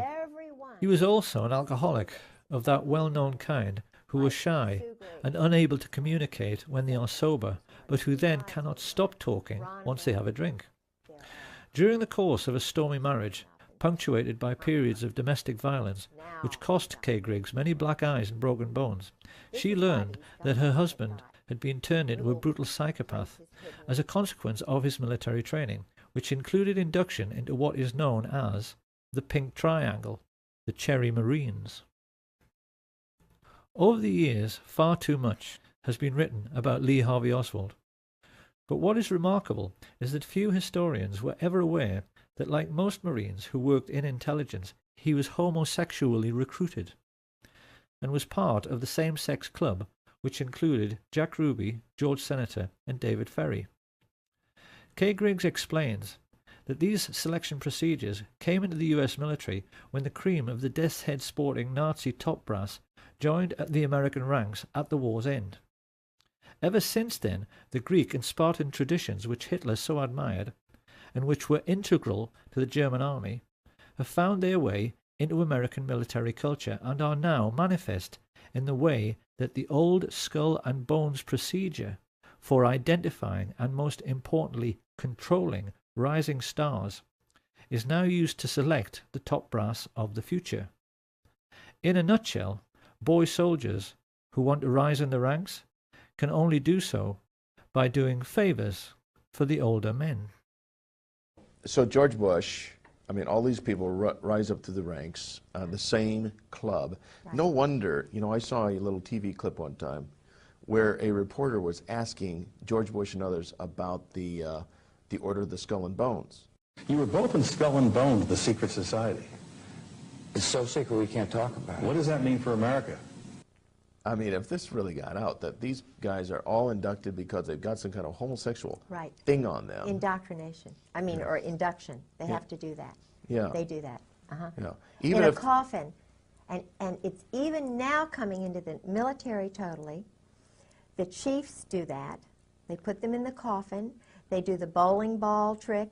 Okay, you're going to explain this. What happens when you get in the coffin? Why do you get in a coffin? Oh, they get, when you get your eagles, that's a German thing. Okay. You know, it's what the German high command did, and most of them, you know, had the boyfriends and stuff, the Krupps and all of that. It is a German thing that they say goes back to Greece, and it's all the male Marine-looking men that they do it with. See? So now the chiefs have to do that. What they do is they get, George said it's like a zoo. They get everybody really drunk, and they sometimes call it dining in. Shellback is another time that they do it. Not everybody does it, but the ones who do it, if they're young, they get right up to the top. It's a... okay, well, what actually do they do? They've got a coffin, they get inside anal this... sex. Oh, that. They put them in the coffin and they do things. This is how military recruits are now controlled. And the mafia military exert a similar hold over all career politicians.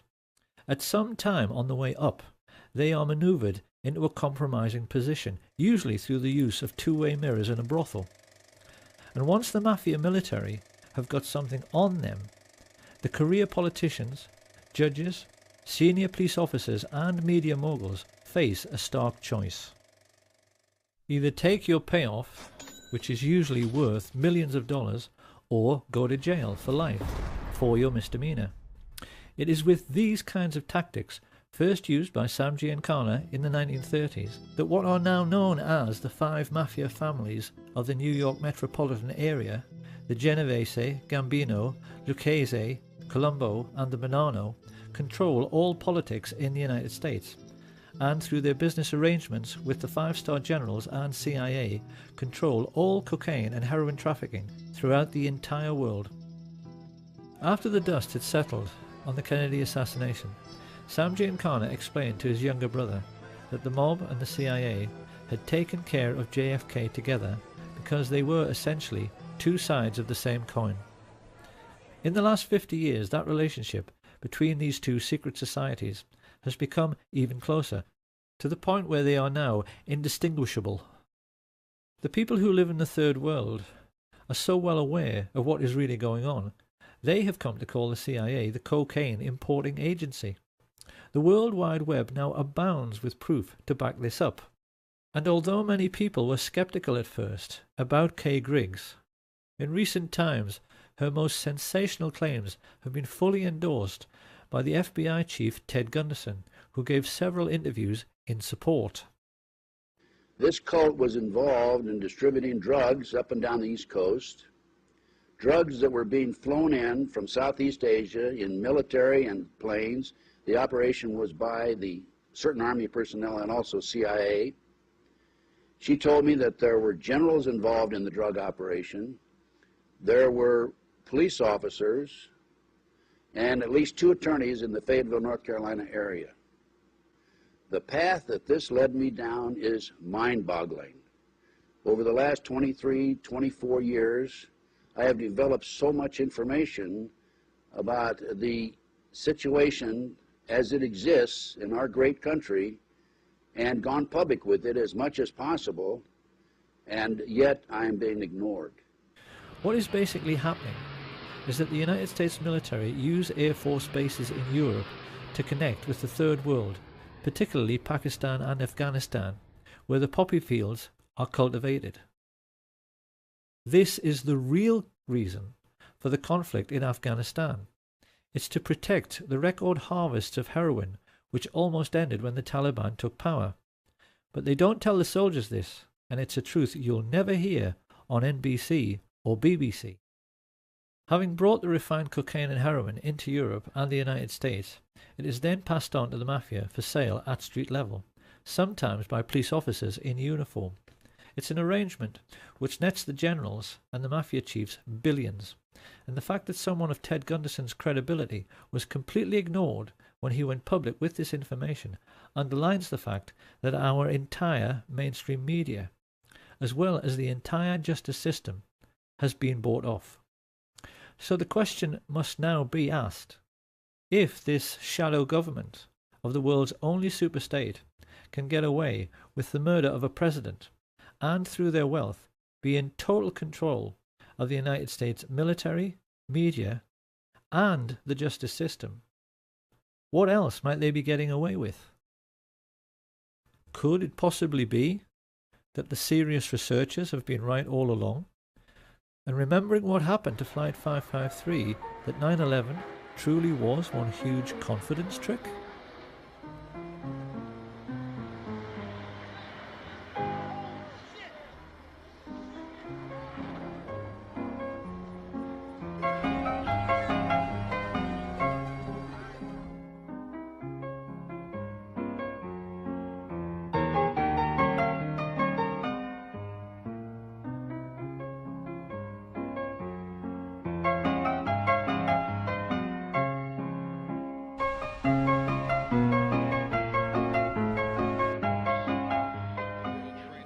Once the dust had settled on 9/11, people immediately began to realize there was something very wrong with the 9/11 TV coverage.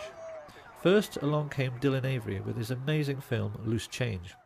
He proved conclusively that the official report was nonsense because aircraft fuel does not burn at even half the temperature required to melt steel, and that the towers defied the laws of physics by collapsing with perfect uniformity at free fall speed. Buildings in Germany which were bombed over and over again didn't collapse with perfect uniformity down to ground level. Avery also pointed out that in Kennedy's time, his chiefs of staff drafted plans to kill innocent people and commit acts of terrorism in the United States in order to whip up support for a war with Cuba. Codenamed Operation Northwoods, these plans included hijacking planes and blowing up ships and landmark buildings in order to stimulate a helpful wave of national indignation which could be used to oust Fidel Castro. And there wasn't anything exceptional in this initiative. Northwoods was an offshoot of the notorious Operation Gladio, a sustained campaign organized by MI6 and the CIA, which perpetrated many bombing atrocities in post-war Europe, which they blamed on what they said were communist terror organizations. A typical example was the horrific bombing of Bologna railway station in 1980. Italians will be appalled to learn this outrage was committed by the Americans and the British. But this particular atrocity, which like all others during this period was intended to keep people living in fear of a bogus enemy, so they would accept increasing state control by so-called strong leaders, illustrates only too well the fact that some 40 years prior to 9/11, the cabal of secret Nazis who killed Kennedy were making serious preparations for terrorist attacks upon their European allies and even upon their own country. In the 9/11 news footage, it is abundantly clear that the interviewees are actually paid actors, speaking lines which have been written for them. I feel like I was in a movie. This is exactly the same situation as in The Men Who Killed Kennedy. And because these are people who are being expected to perform, they tend to overdo it. I could be the only one that...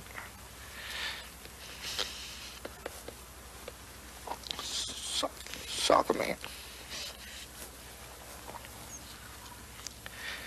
They killed the president.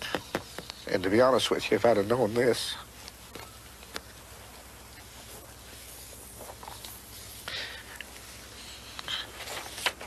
I wouldn't have given any interview. It is perfectly clear that the 9/11 street people are trying much too hard to convince their audience. Approximately several minutes after the first plane had hit, I saw this plane come out of nowhere and just ream right into the side of the Twin Tower, exploding through the other side. And then I witnessed both towers collapse, one first and then the second, mostly due to structural failure because the fire was just too intense. 9/11 was in reality just another CIA special effects movie production.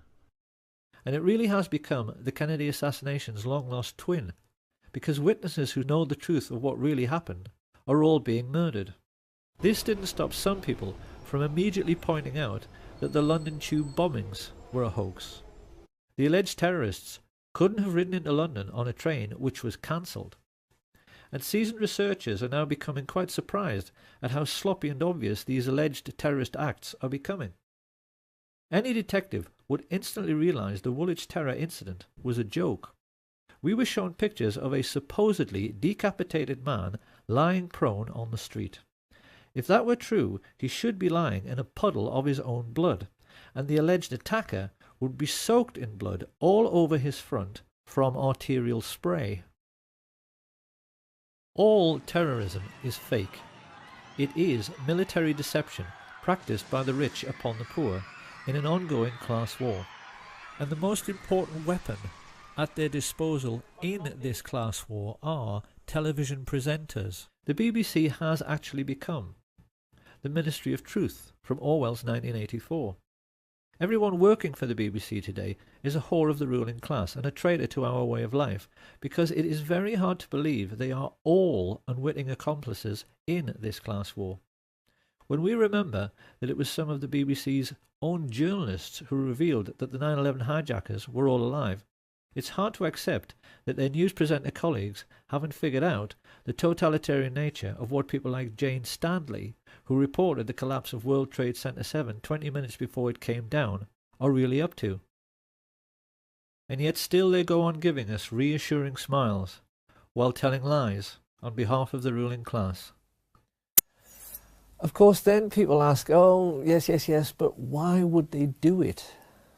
Why is all of this Muslim, multicultural, political correctness thing happening to us right now? It's happening because we no longer have an enemy. Tourists today can visit what used to be the Eastern Bloc, and they can photograph the derelict, rusting heap of scrap metal, which used to be the Soviet war machine.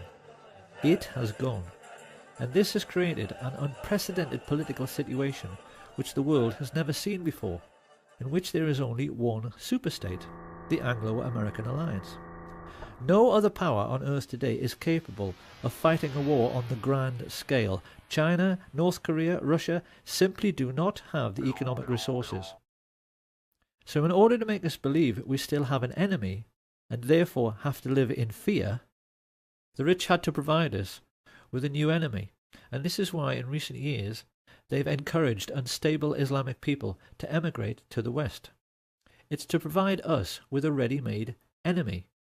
This is their master plan for this single superstate age. And it's for this reason that they perverted political correctness, to make people believe that anybody who refuses to go along with this new doctrine of multiculturalism is the worst person of all. In the West today, we've become quite used to seeing confrontations between the alleged lunatic fringe of Islam and indigenous white men who are trying to defend their culture from foreign influences. What groups like the EDL do not understand, however, is who is really pulling the strings here? Who is behind this? Who arranged this fight? Because any Roman senator would tell you this is simply the old maxim of divide and rule. The Romans invented this system. They always made sure that every conquered region pushed together tribes who were traditionally hostile to one another. The British copied this method after World War I by redrawing the entire map of the Middle East to make sure that the new boundaries always set one Arab tribe against another, particularly the Kurds. What we see on the streets of Britain and America today is the same thing. The whole idea is that while you're fighting against Muslims and they're fighting against you, no one has the time to stop and think about who actually created this situation and who their real enemy really is. The rulers of the Middle Ages arranged a never-ending religious war between Catholic and Protestant for precisely the same reason. Now, why must we always think we have an enemy? Because the ruling group always maintain their position in society by controlling the population through fear. Think about it. If we don't have an enemy, would the public be prepared to pay for the army? Would we be happy to pay for MI5 so that they can read our emails and put a surveillance camera on every street corner? Big Brother has to have an excuse for watching us all the time. And what they call national security is always the perfect excuse. The moment you make a world at peace, it's gone. The keystone in the arch of ruling class power is gone if we don't have an enemy. So the rich are always going to provide us with an enemy forever. And the lesson we need to learn from all of this is that everything in our lives is and always has been a rich man's trick. When people think of ancient Rome, they always tend to think about the gladiators in the Roman arena. But something people don't realize is that Roman amphitheaters were a scam. They were perhaps the very first big confidence trick in human history, played by more cunning rich men upon a naive public. What Caesar did was to say to the Roman Vulgate, I will give you gladiatorial games, but only if I can have your votes. And he only offered this bargain because he knew the Vulgate loved the games more than they loved anything. This is how the Roman maxim, panem et circenses, bread and circuses, became established. Because Caesar was the first politician to understand that if you give people what they want, they will tolerate being ruled. By this means, Julius Caesar made himself into the first dictator whose fortune was protected by a professional army. And everything that every ruler has given us since Caesar has simply been another rich man's trick. Religion is a rich man's trick. It was invented because wealthy rulers realized the population was getting too big for soldiers to watch over constantly, so they replaced the idea of having many gods with one single god, a simple idea simple men could understand, who could see what everyone was doing all the time. The idea of one God became the surveillance video of the ancient world. In the Middle Ages, the same sort of people grew rich by charging people for the forgiving of sins. And when a new age dawned with the coming of Industrial Revolution, they invented new tricks to control the population explosion, like censorship. Every grown-up knows that there is one law for the rich and one law for the rest, because the justice system is a rich man's trick. Mafia godfathers like Sam Giancana walked free from American criminal courts over and over again by taking the Fifth Amendment, because it is a criminal's law. And it's the same with everything else. The media is a rich man's trick. The tax system, because the rich never pay any tax, is a rich man's trick. Political correctness is a rich man's trick. The murder plot to kill Lady Diana Spencer was a rich man's trick. And the War on Terror, 9/11, the London Tube bombings, the Woolwich terror attack, the Kennedy assassination, all of it is simply another rich man's trick controlling how we think.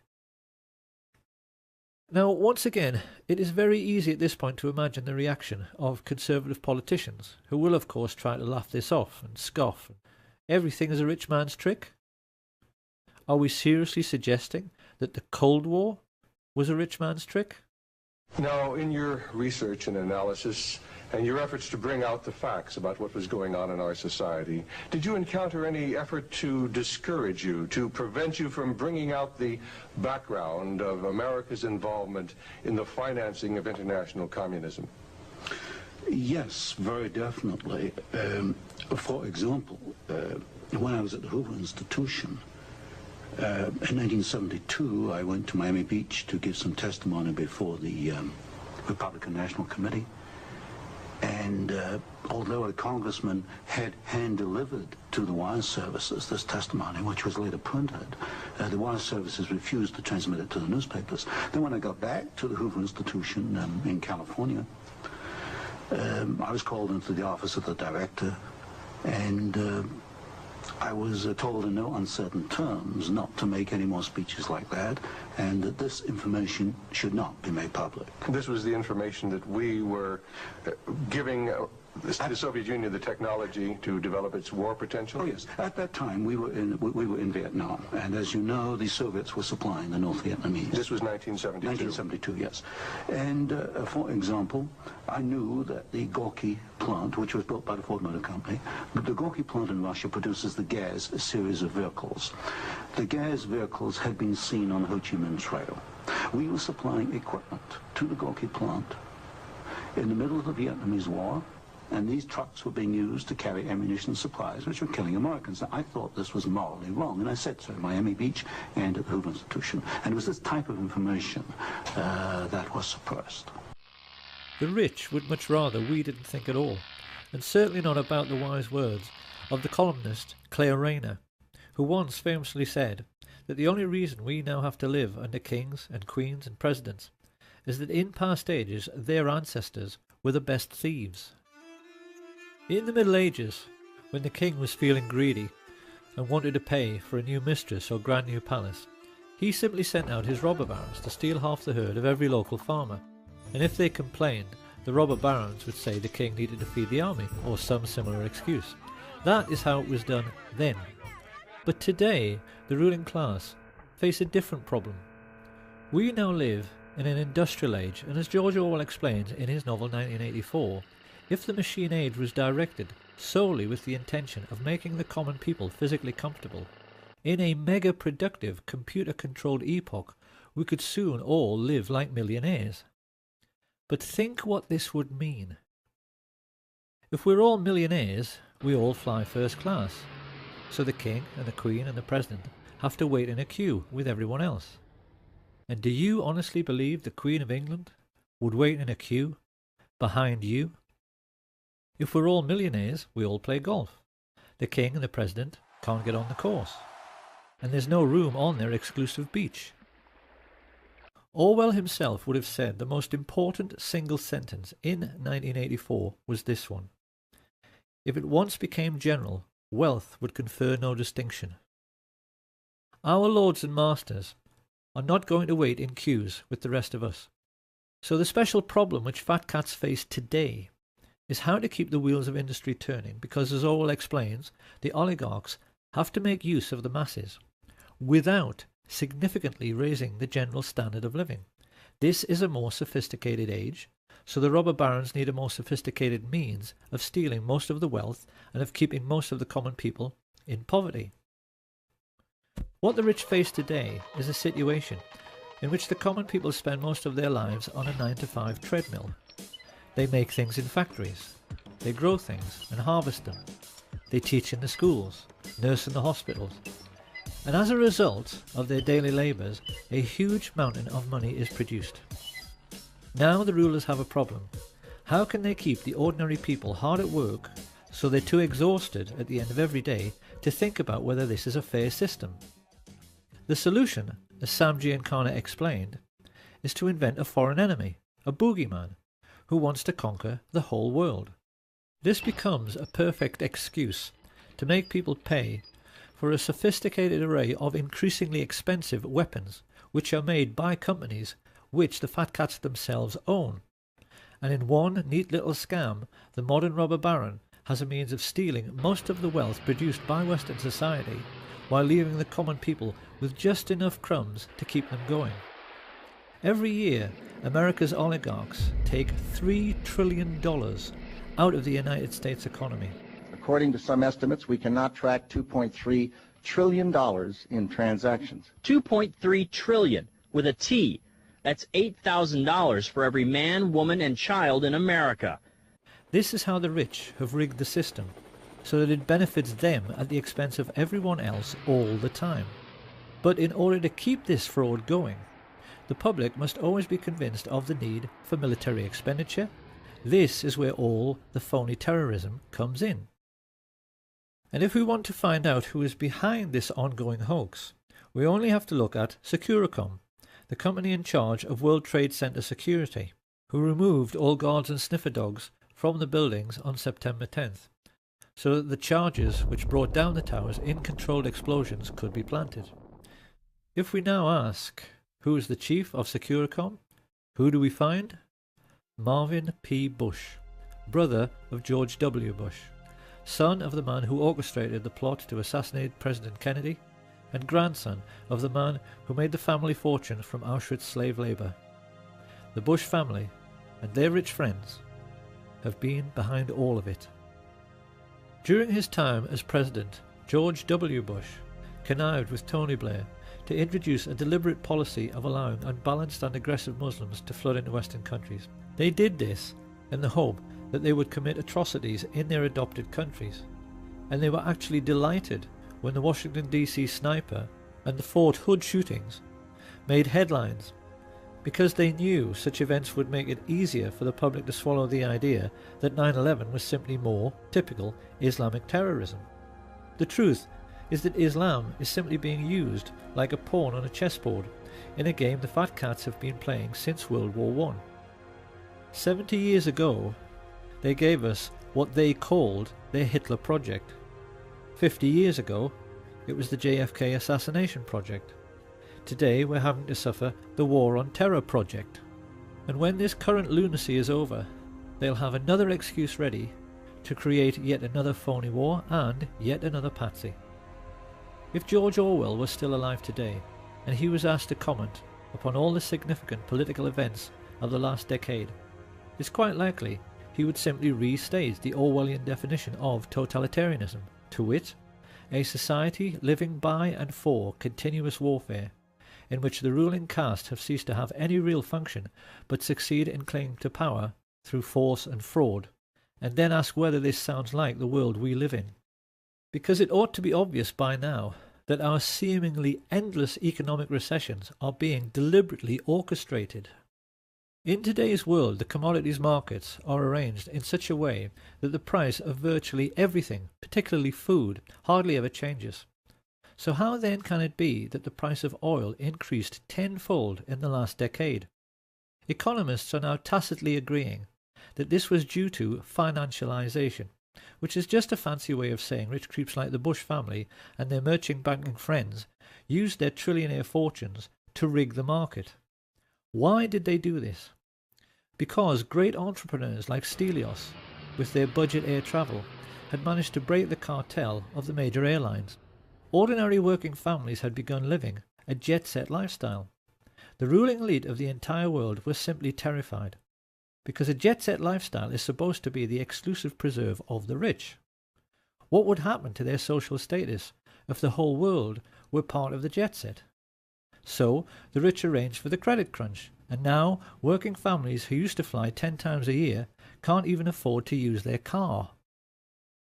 What George Orwell understood better than anyone is that every age is basically the same. It is always a story in which a small elite group of greedy people cling to unjust power and privileges by practicing an ongoing deception upon their followers. Caesar did it with bread and circuses in the Roman arena. George Bush did it with false flag terrorism on 9/11. British newspapers have told their readers that the Queen of England is only the 10th richest person in the UK, with a fortune of £3 billion. But experts who have calculated her real wealth reckon that her ownership of 1/6 of all the land on planet Earth puts her true fortune nearer to 22 trillion. And they also estimate the true wealth of the Queen's merchant bankers, the Rothschilds, the people who started all of this greed by lending money to the Harrimans and the Morgans, to be at least 100 trillion. So finally, we have to ask, what is to be done about all this? For in the case of America, it is obvious that in order to honour the memory of President Kennedy, Americans are now duty-bound to finish his work by finally ending the worldwide tyranny of the CIA. The time has come for ordinary Americans to ask their strong men in uniform just exactly what and who they think they are defending. And they better not take too long about it. Having established Islam in the West in order to provide us with an enemy, the elite have recently started on the second phase of their master plan, which is to wipe out anyone who is sick or disabled. In Britain, this has been manifest in the Atos scandal, which has stopped all welfare payments to people with terminal illnesses and allowed invalids who in some cases have no limbs to starve to death. The extermination of anyone considered feeble-minded or infirm was exactly how the Nazi regime began. And now they've started doing it again. What most amazes me in all of this is the naivety of the good people in the truth movement, who go on and on and on saying they want an independent inquiry. The Bush family and their rich friends are not going to investigate themselves. And there isn't any authority on earth above that of the ruling class, so it's never going to happen. These people have got the police and the judges and the justice system completely under their control. The Queen of England cannot be prosecuted for anything, not even genocide, in a Crown Court, because the Crown Courts are hers. She owns British justice. The only way to change our corrupt system is through revolution. Everyone has to sign up to the Revolution Now website, and then the people have to march on Washington, just as they did for CIA agent Barack Obama's inauguration. Only this time they need to kick him and every other crooked politician out and take power genuinely for the people's sake. And once again, they better not take too long about it, because the last time the rich decided to play a really big trick on the world, 6 million lives were extinguished. Supposing they decide to give us the world's first incidence of phony nuclear terrorism by dropping an atomic bomb on Cleveland or Birmingham or on Chicago, what then? But perhaps Chicago itself might be a good place to pause and offer a word of warning to the citizens of the United States before they start thinking about the next American Revolution. We should always remember that Al Capone was seen as a hero by the ordinary working people of his own time, because he gave them what they wanted: booze, sex, gambling and drugs. And some Americans have even been candid enough to admit this. We all play numbers, we all go to the racetrack, you know what I mean? We all cheat a little bit. It hardly needs saying that Giancana, Marcello and Trafficante would have gone out of business in no time if ordinary Americans hadn't been so fond of cocaine. And in the post-war period, many writers have noted the way in which the United States not only manifestly tolerated organized crime, but even seemed to be enchanted by it. It's a cultural phenomenon which has led many foreigners to wonder whether there is some sort of latent criminality in the very fabric of American society, because there does seem to be some sort of tacit agreement amongst all Americans that killing a man should always be considered an option if it looks as if he might cost you a large sum of money. Suppose we'll have to kill him. I don't suppose you have any ideas on that, Diana. Well, what would you fellas say to an assassination? I hope you don't have any hidden tape machines in this office, Frank. We're talking about a capital crime here. I'd like to hear some more opinions on that. Look, I don't see we have any option, Frank. Let's kill the son of a bitch. This film is likely to leave Americans with the impression that JFK was assassinated by a corrupt and brutal ruling class. Perhaps they should ask themselves if they are quite sure that he wasn't simply killed by America. So it seems that finally we are left with a very simple question. What kind of society is it which kills its own best men?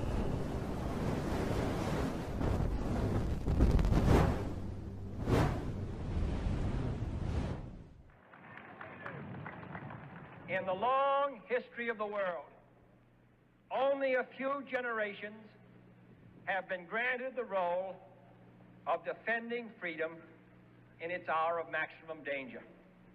I do not shrink from this responsibility. I welcome it.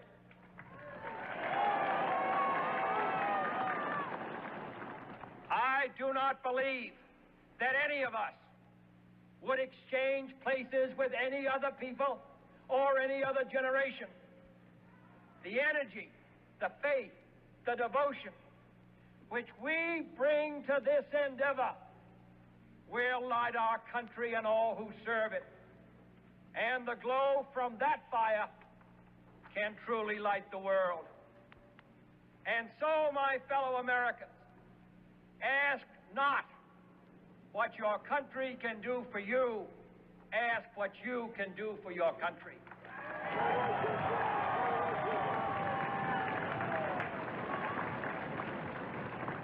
My fellow citizens of the world, ask not what America will do for you, but what together we can do for the freedom of man.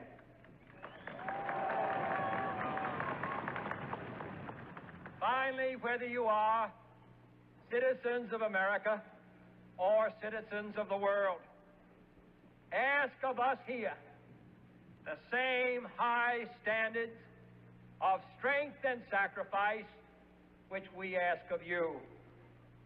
With a good conscience, our only sure reward, with history the final judge of our deeds, let us go forth to lead the land we love, asking his blessing and his help, but knowing that here on earth, God's work must truly be our own.